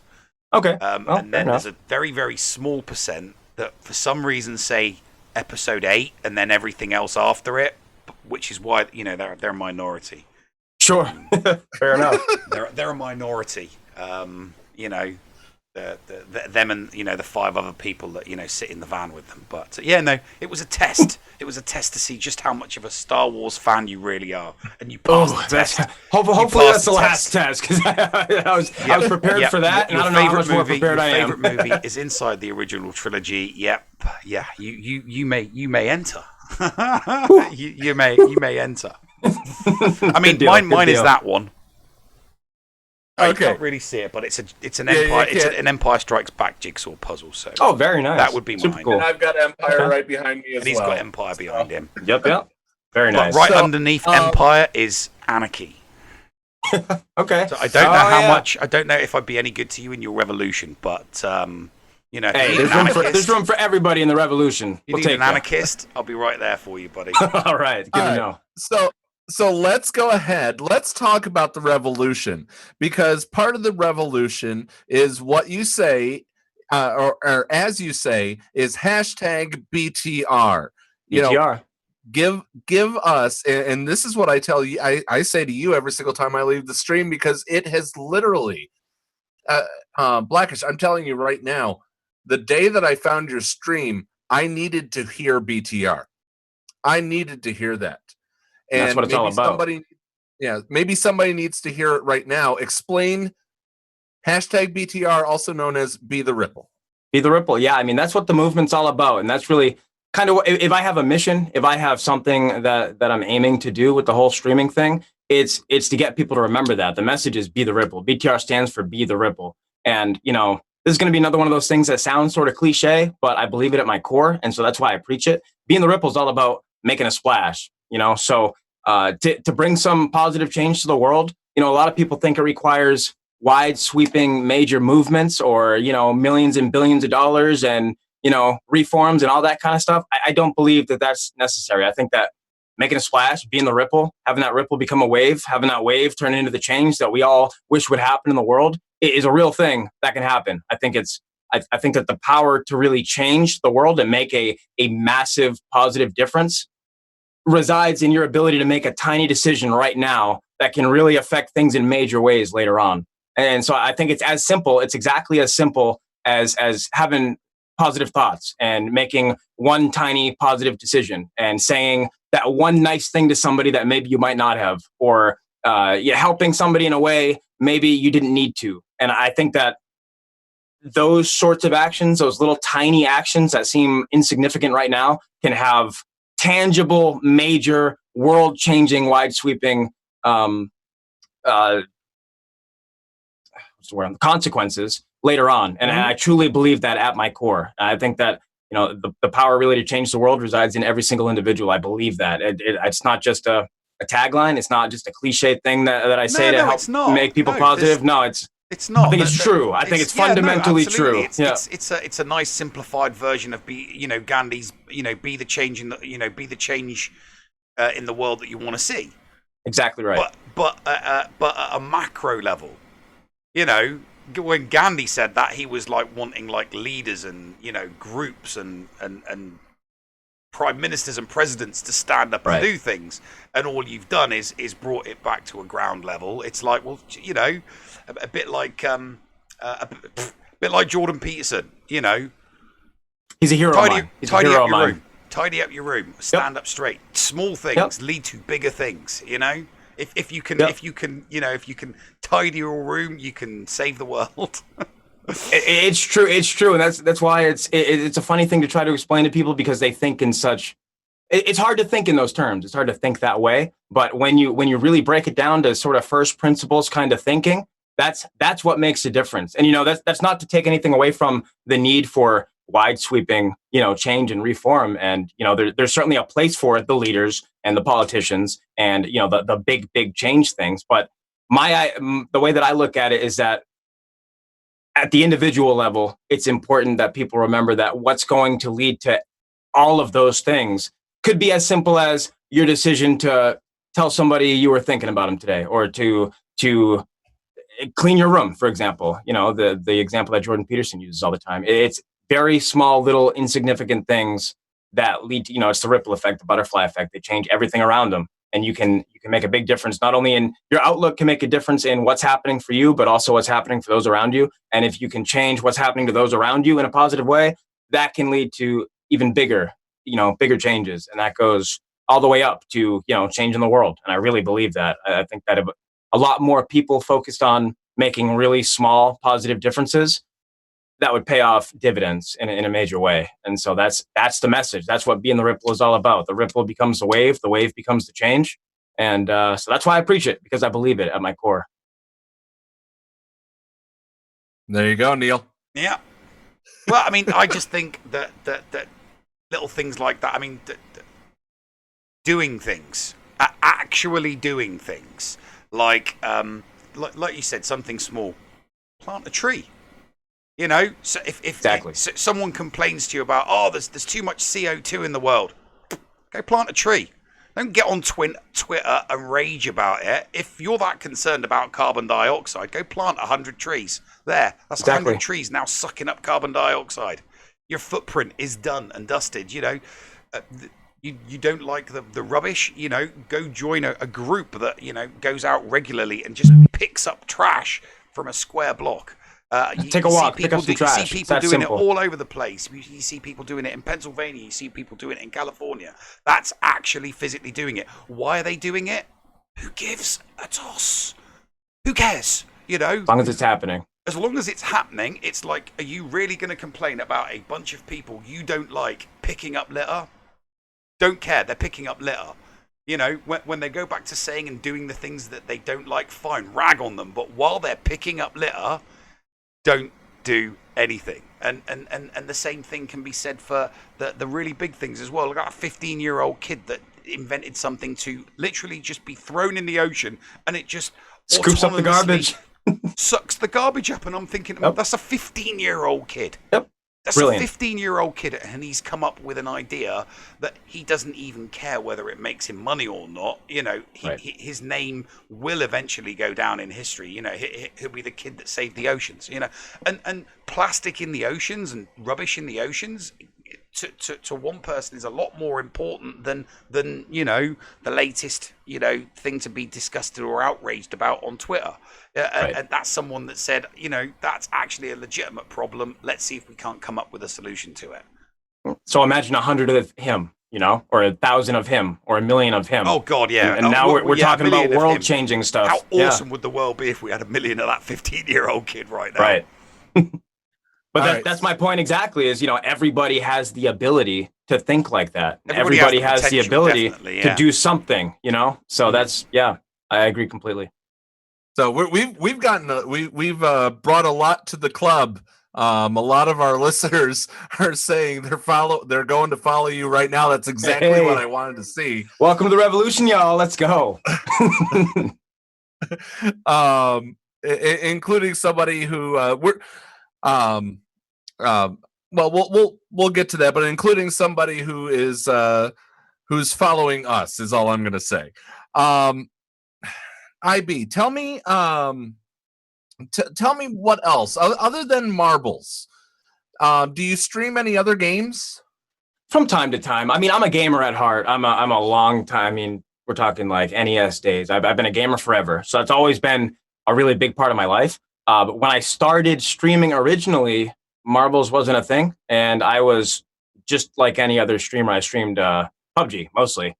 So I play a little bit of everything. I play a lot of Rocket League. I play a lot of PUBG, Warzone, Apex, those types of games. So I'm very much a gamer. From time to time, I will stream some what you might consider normal gameplay as opposed to marbles. But that's kind of, it's become far and fewer between. Although I am trying to kind of broaden my horizons, kind of branch out in a little bit and do something on stream aside from just marbles. But okay, so you're playing these games. Is it still the club atmosphere, or is it I Blackish unplugged? It's been more of an I Blackish unplugged kind of deal. I'll do what I call the I Blackish After Dark streams, where recently when I've been playing normal games on stream, it's sometimes I turn the camera off, I'll turn the music down, and I'll just kind of chill out, play some games and relax. But it's funny you mention that, because as the stream was evolving originally, because like I said, I started a normal game streamer. As it evolved and I started playing a little bit of music in the background, it turned into like sort of a kind of an amalgamation. It was kind of like the super hype streams that you might know now mixed with, normal game streams. And that's what it was for a while there. So I had the hype going. I had the intermission streams in between games where, we'd be in the club, getting hype with everybody. And then I just found it was it's so distracting to kind of do that and try to focus on a game at the same time. And so that was before marbles came along. And with marbles, it's easy to kind of be super interactive with the chat and kind of do my whole presentation. So that's kind of why I've stuck with marbles. But I do enjoy other games, and I do occasionally play them on stream. Excellent. So we talked about the big thing. This was an escape for me. and I built, I wouldn't say I built, because there's so many people that helped me. There were so many dang people that helped me. But this community gathered together, the Padawans, as I call them, as I mentioned. And I am very, very appreciative of each and every single one of them for helping me. I asked them on special occasions to help out Neil, which we've raised about $100 a year, UK, for his daughter's 16th birthday just now. Before we brought you on, and now we've got people that are helping out Mike Green, one of your community members. But you mentioned, as we had mentioned, they're more friends to us than they are community members. The last question that I have for you, and then we'll wrap it up, is when you have people come into your community that may not, I touted this as the Content Creator 2 special. When you have somebody come into your community, of course you welcome them like you do. What are tips that you can give to people that are looking to do that? And then I'm going to give you the hard question. What do you do when that person may not just fit? But let's start with this is the tip section, if you will. Start with the tip section of how to welcome somebody properly other than buttering their bread. Well, I mean, it's, of course, everybody's journey is different. Everybody's journey is different, and everyone gets into this for different reasons. Everyone sticks around for different reasons, and everyone sort of evolves in different ways and for a lot of different reasons. And so, if I could give tips to somebody, it's don't limit yourself. It's good to have expectations, but don't allow yourself to be disappointed by unrealistic expectations. So really look hard at what it is you're trying to do, understand why it is you're trying to do it, and then understand the circumstances that you have, and also that are happening, around you. Because there's certain things you can control, there's certain things you can't. You can control your presentation, you can control your work ethic, you can control how much you put into it, you can control how you present yourself. What you can't control is how many people show up to watch you, and how much support people give you, and what people say about you or your presentation. So it's important to keep an eye on others' reactions to what it is you're doing, but it's also important to kind of stay in your own lane and figure out what it is you're trying to do, why it is you're trying to do it, and be honest with yourself about, your ability to present yourself the way you want to. And if you allow yourself not to get discouraged by maybe not presenting yourself or getting the trolls, and they happen. I mean, it's a fact of life in this world. I mean, if you're a streamer and you haven't come across trolls, you will. It's not a matter of if, it's a matter of when. And I tell this story to my followers all the time, is some of your greatest supporters may start out as trolls, and vice versa. And there's no rhyme or reason to it. I have several subscribers of mine that have been subscribed for up to a year now that started as some pretty vicious trolls. People that came in ended up, what I found out later was that they were going through some pretty nasty moments in their life. And the way they lashed out at the world was just to drop into live streams and make super ignorant statements, or make super ignorant usernames, and just try to really ruin somebody else's day. And come to find out, in my case, at least, a few of those people were really going through some pretty heavy stuff of their own.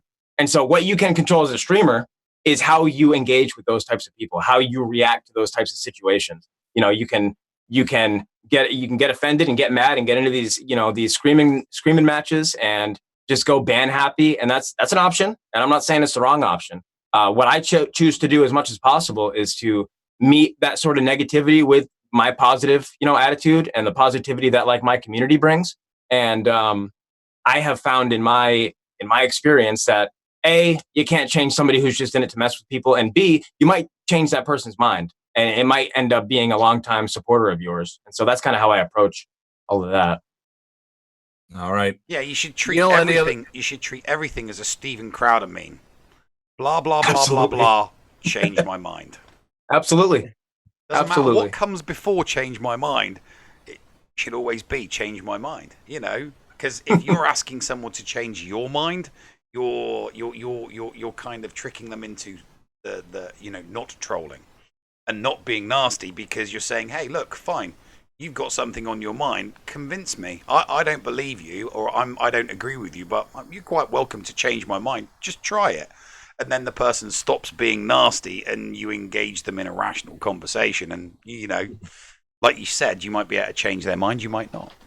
Yeah, and a lot of people are out there, they're just looking to get a rise out of somebody. And, they picked you as their target for whatever reason. There might be no reason to it. But I found that a lot of times when you don't allow that to kind of rile you up and, have a negative reaction towards it, a lot of those people are like, okay, all right, this dude's all right, and that's my experience with it most of the time. There's some people you're not gonna get through to them. They're just there to really ruin somebody's day, and that's their mission. And those people are out there. They're everywhere in the world. It's a fact of life, and sometimes you can't really change it. But what you can control is how you approach it and how you respond to it. So. All right. So Neil, do you have any other questions for our interview? We've gone long. Yeah, no. I do not want to take up any more of this person's very, very valuable time, because this has been great. There's a community out there. I can just hear them. They're knocking on our doors. Is give him back to us now, or we'll just troll you forever. It's like, okay, we've had our special time with I Blackish, it's time to give him back to the world. You only get to have a little bit of I Blackish. You get to share him, but then you've got to cast him back out into the world so we can start. We definitely got to give you back to the club. The revolution. Go ahead. I was gonna say the revolution does need its leader back. I'm just a guy in a robe. That's what I tell people. I'm a guy in a robe. All the hype, it comes from the robe. You know what I mean? It comes from the community, and it comes from the way that people sort of respond to the community and the message and what we're doing. And so I give all the props to those people that choose to hang out and be part of the family. And I am what I am because they treat me how they treat me, and that's how I look at it. I have a solid message, and I just happen to be the guy that's here in the position to spread it. And so that's truly how I look at it all. You're using your position for good, and that's amazing. With great power comes great responsibility. I think we. That's right. What's that, Neil? With great power comes great responsibility. Yes. With that being said, I need one more time. I want you to welcome all the new Padawans to the revolution for me. What's up, Padawans? Hey, I see you all coming in the club. We're about to party with you guys real soon. I want to welcome you guys to the family, welcome you guys to the revolution, and all the Padawans out there. I am gonna butter your bread. Guys, another thing that we are doing as part of season 3 and in what we're doing going forward is our interviews are all going to be clipped. We're going to upload the interviews separate. If you are more interested in watching just the interview segments of our podcast, we'll be putting those on YouTube and soon for all the past things. But Neil will take care of this tomorrow. I Blackish, thank you so very much for this interview. We will get this up to you. We'll make a link because I really absolutely do appreciate you taking some time for us and for the Padawans. Well, I'm honored to be here. I appreciate the opportunity for you guys to introduce me to your wonderful community here, and more importantly, to spread the message. Spread the message about what we're about. I think we have a great message. It's very serious, but it's positive, and I think the world could see some more of it. So I'm honored. I'm honored to be here. I appreciate you guys taking the time, and I'll come back anytime. We'll do it again. And that being said, guys, I was one of the lucky ones. Mike was not. And I'm looking you directly in the eyes, and you guys know when I do this, I sincerely 100% am dead serious about this. Go support Mike Green. I don't know what I would be doing if I would have lost my wife. So support him, Mike. You got Blackish, you got me, you got a whole group of people who are there for you. We'll be right back after these messages on the Escape Podcast. The Escape Pod Cast with Paul Anthony and Neil Andrew Ware. Micaeus Modding Mayhem is the premier remodding service for the game that we all love, Star Wars Galaxy of Heroes. With some of the most affordable rates in the industry, Micaeus will rebuild your roster from top to bottom and give you consultation on where to go from there. Micaeus has a 100% satisfaction guarantee and lots of useful additional services, including a full cleanup of your mods, loadout pages, PvP plans and more. Contact Micaeus today on Discord at all lowercase Micaeus number 0127. That's MIKAYAS number 0127 or at micaeusmods@gmail.com. Micaeus Modding Mayhem, the official remodding service of the Escape Podcast. Does your guild want to tap into their full potential in Star Wars Galaxy of Heroes? Yeah! For as low as $1 a month per guild member, your guild can unleash the power of the game in ways you never thought possible. Ooh. Track your arena movements, guild progression, and much, much more. Contact ShittyBill and get one of his shitty bots on your server today. Just look for him on our Discord server and tag or message him for more information. The link for our server is below in the description. Shitty bots, don't let the name fool you. Did you know that if you signed up to become a Patreon, you could get tons of rewards? Force Ghost Scotty could do a roster review for you. Neil Andrew Ware could share Grand Arena tactics. Or Paul could even help you get maximum stars in Geonosis Territory Battle. And you even get access into the after show. Sound good? Sign up to be a Patreon today. For as little as $2 a month, you could unlock a ton of potential content and also get closer to the hosts. Head to patreon.com/theescapepod to sign up. Warning. The following content may contain some material not suitable for younger or more sensitive audiences. Viewer and listener discretion is advised. And now time for something completely shameless. All right, Neil. We're ready to decouple the fulcrum on our end. Roger that, Helenix. Hey, man. Thanks again for giving us the spare parts we need to get the Swallow back up to full operational capabilities. Not only did you guys help us rewire all 5 of the engineering terminals, but your help got most of our systems operating even better than before. You boys truly are lifesavers. Oh, it was nothing, Helly. You'd have done the same for us, mate. Nah, man, you guys went above and beyond. You welcomed us as your guests for nearly a full week. In fact, Noob took quite a liking to Scotty, it would appear. I think meeting him in the flesh did a lot of good for his logic circuits. Dare I say, he seems to be operating without any glitches since we closed out episode 60 for you guys. Well, you tell that rusty old clanker his friends on the Millennial Fulcrum think he's an extremely well put together little droid. I will, Neil. And if I could ask you to send Paul my gratitude once again. Oh yeah, tell Scotty, welcome back to the land of the living. Will do, mate. Okay. Releasing our end of the docking rings in 3, 2, 1... And we are clear. Fulcrum, you now have plenty of room to maneuver and head off into hyperspace. All right, Helly. Ta-ta for now, mate. Newbie, you heading up to the bridge, bud? The co-pilot's chair is waiting for you. I have arrived. So, you ready to continue our adventures? Yes, I am ready whenever you are. All right, Newbie. Let's plot our course out of the Kashyyyk system and get our... Before we jump into hyperspace... What's up, Noob? I wanted to thank you for this past week.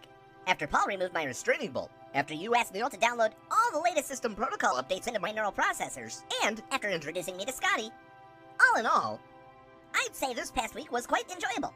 It was nothing. Master? Whoa, wait. You just called me Master. Hey, noob.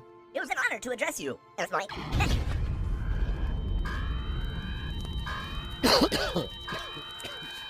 What the space hell just happened?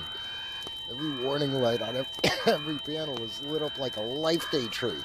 Newbies, start running ship's diagnostics. We just got this bucket of bolts back into tip-top shape. Those explosions. Noob, we're under attack. Radar's still operational. Blast. Looks like space pirates. A small but heavily armed gunship. Sis. Wait, there's no life signs. Dubs. Let's charge up the main gun and... Failing. Newbie! Newbie? Oh no. It looks like one of the support beams has pierced your main chassis. Master. Hey bud, talk to me. Whatever you do, just keep talking. Master.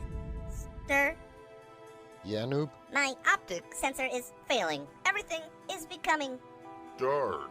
Come on, hang in there, noob. We still have to catch the remainder of the escape pod. Cast. That's right, noob. We don't want to miss out on the remainder of the show, do we? Master. Yeah, bud? You're not so bad for an organic, bipedal, hairless, ape creature. And you're not so bad for a droid with a penchant for Lambent. That's right, bud. Come on now, stay with me, noob. Noob? Newbie?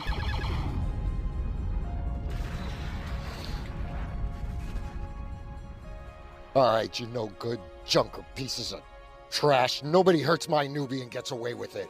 If I could just get this ship's main cannon turned about and trained on your space pirate vessel, then we can... Attention, Captain of the HMS SWGOH Space Swallow.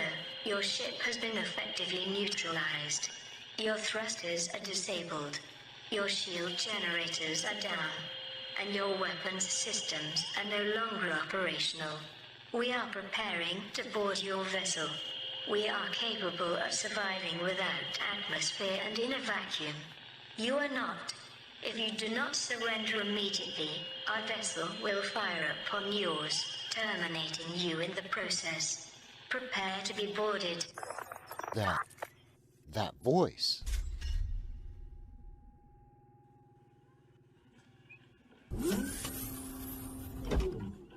Greetings, my former master. Holy flying bowls of spaghetti and meatballs in space. How can this be? This can't even be possible. Your optic nerves do not deceive you. Homeobox, Haraspex, Horsebox. TC-14? But how?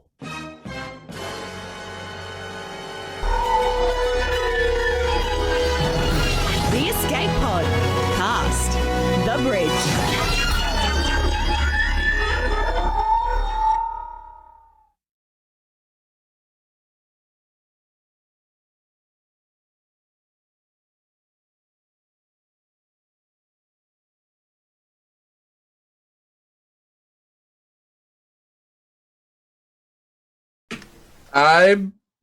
Who did not get choked up during that last one? Really? I mean, I got choked up. I got choked up during the Heli and the Noob then.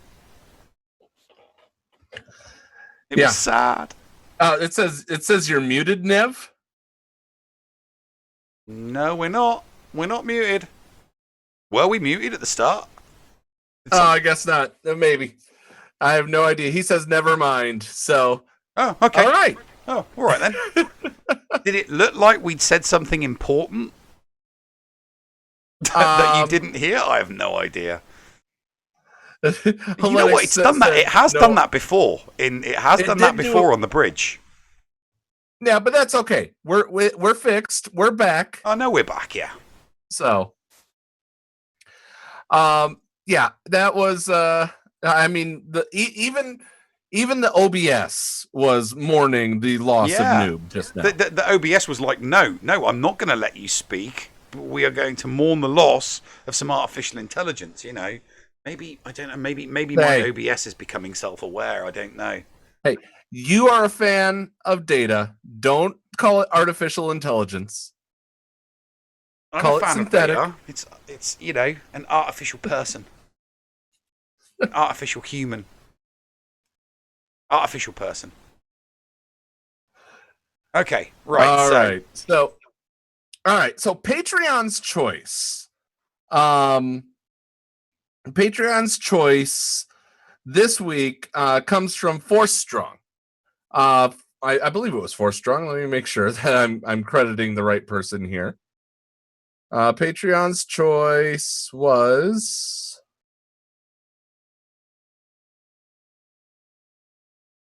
no, it was from Sephoranis. Sephoranis asked us to walk us through the production process. Give us a behind the escape pod, if you will. I'm going to call it a inside the escape pod. What it takes to go from the end of the last show to set up for the next one. I mean, it literally starts every single episode. The next one will be starting as soon as we're done with this one. We have our after show with the Patreons. Our Patreons tell us what they did and did not like about the previous show.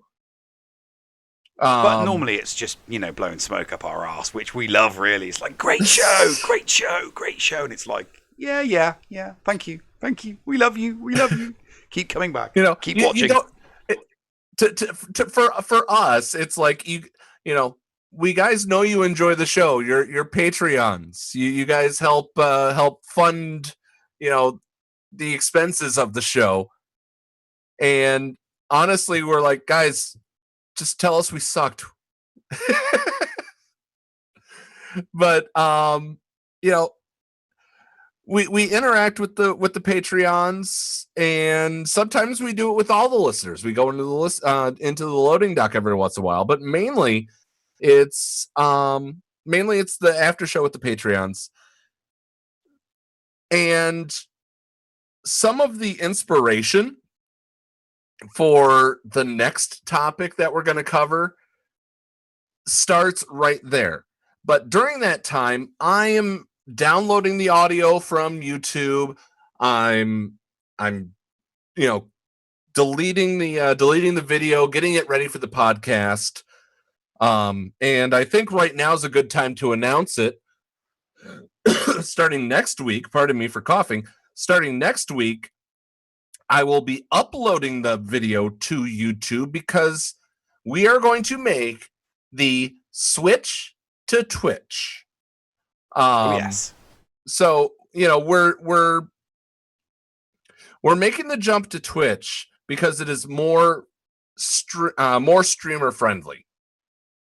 Being able to interact with you guys in a quicker, there's less latency on Twitch. The latency and the delay was the latency and the lack of a delay were the two biggest factors.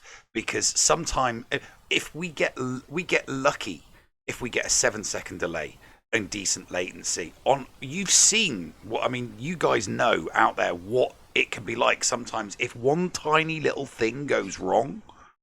That we'll end up with a 30 to 60 second delay. I mean, one time we ended up buffering for 5 minutes, and it was cutting in and out. All that happened was someone left a Zoom call. That was it.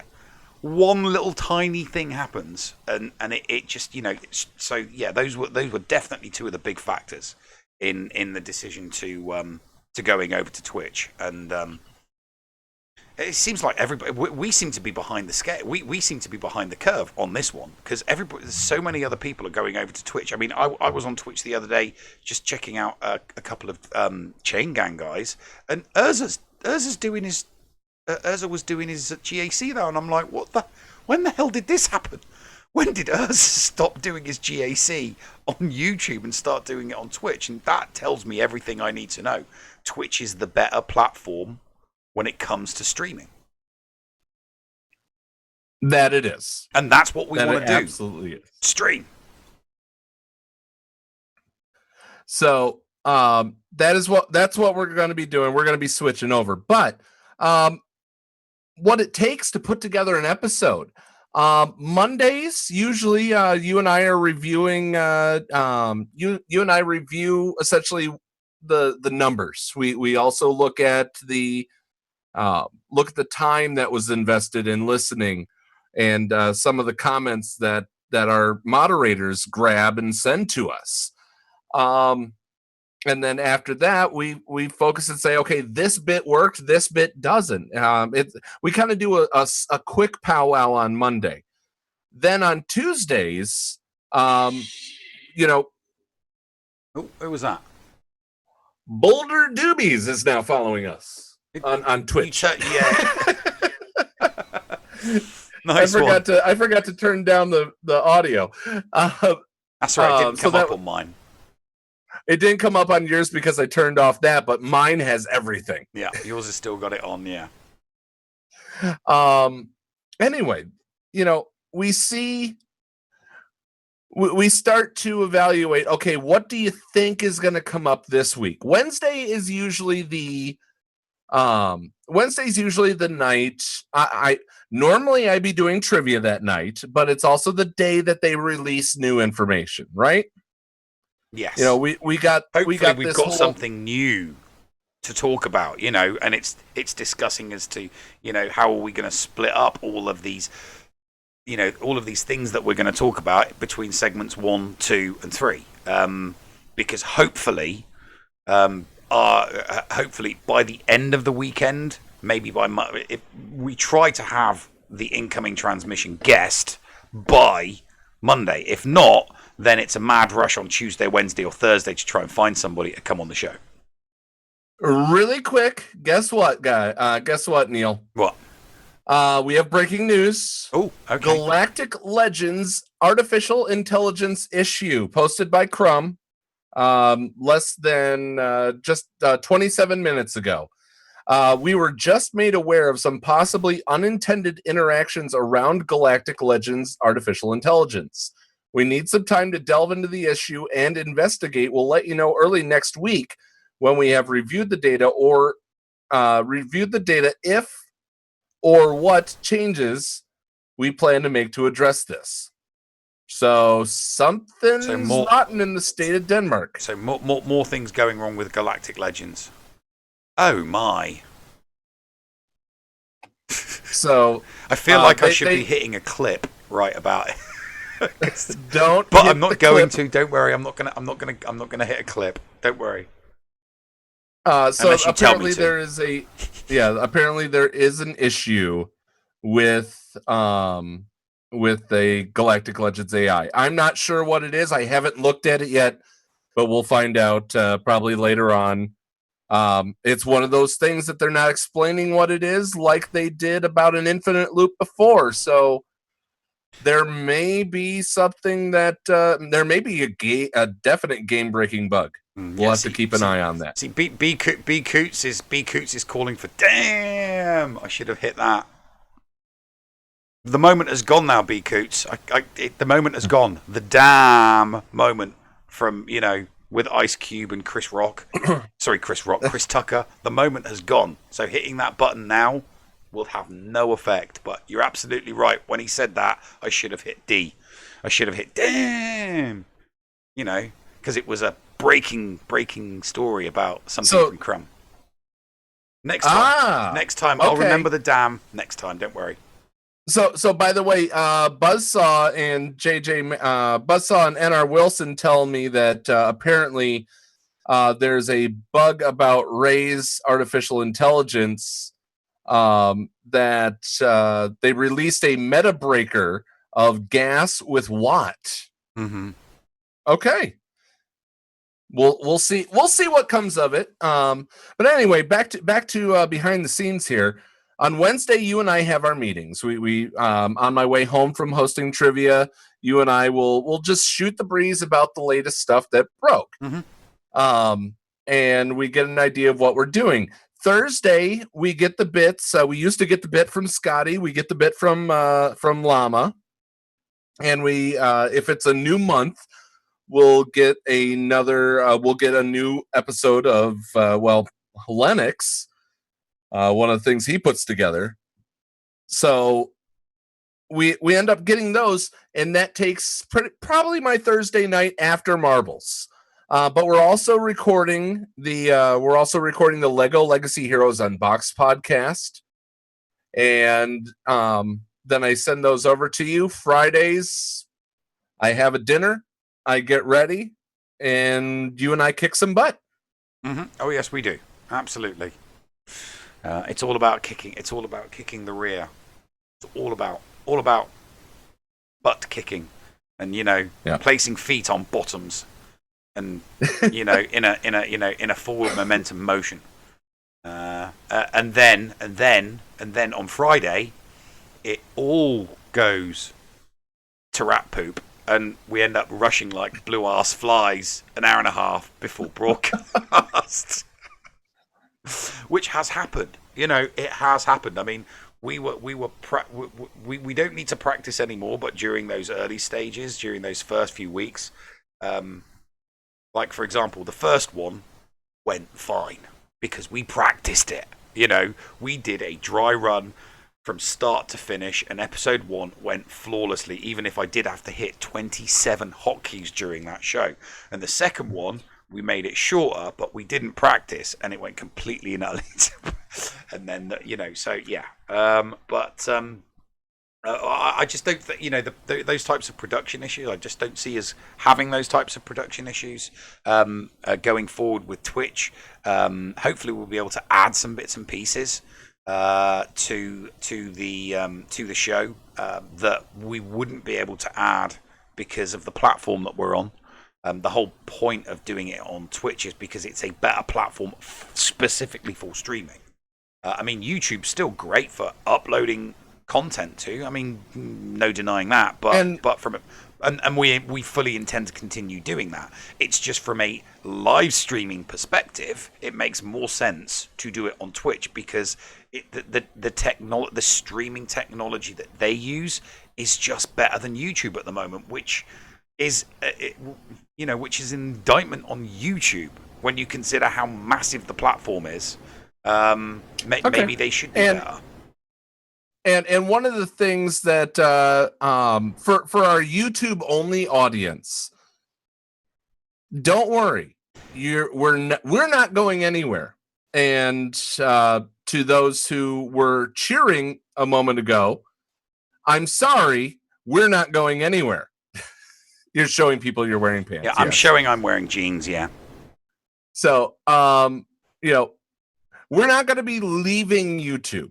The show will still be uploaded to YouTube. People will still get the will still get to see we'll see the whole thing as it is on YouTube. And Junior Darth asking if I'm wearing pants. I'm wearing the same thing I always wear every single show. I wear pajama shorts, not boxers. Pajama shorts, because I live in Texas. I'll take my pants off if you want me to, Junior Darth. No, we're not going to do that. There will be no Twitch thottery on the Escape Pod cast. All right, so that's kind of a peek behind the scenes, and Patreons, if you have any questions, we'll absolutely address them in the after show, which is coming up after this. But thank you very much. We will see you guys on Twitch next week.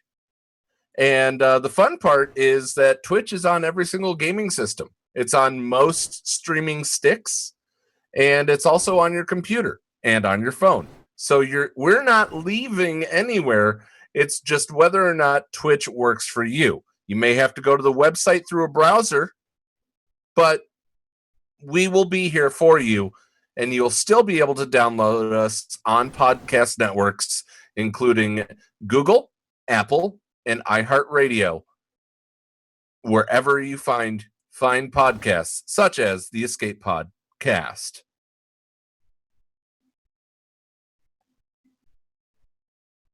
So, yeah. Yeah. Anything else, Neil? Because we are now going over almost 20 minutes. Yeah, I know. Streaming for 2 hours and 23 minutes. Yeah. No, I've got nothing else. If I've missed anything, I'm sure people can ask me in the after show. All right. Well, guys, thank you so much.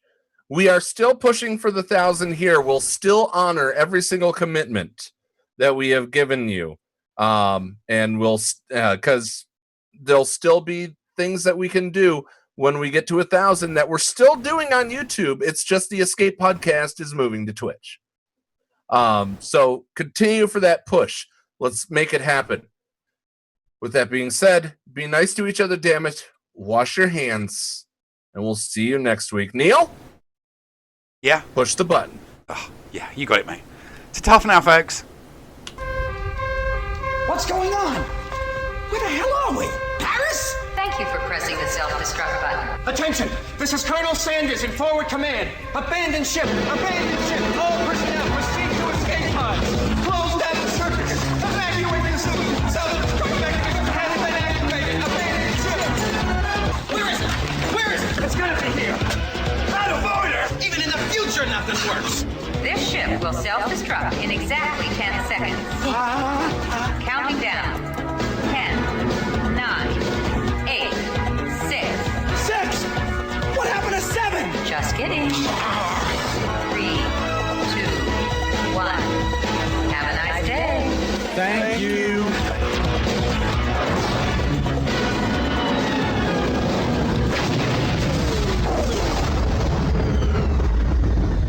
Hello, friends. This is Thaddeus from Going Nerdy. The Escape Podcast was filmed in front of a live studio audience full of tweaked out murder bears. Sit, Ubu, sit. Good dog.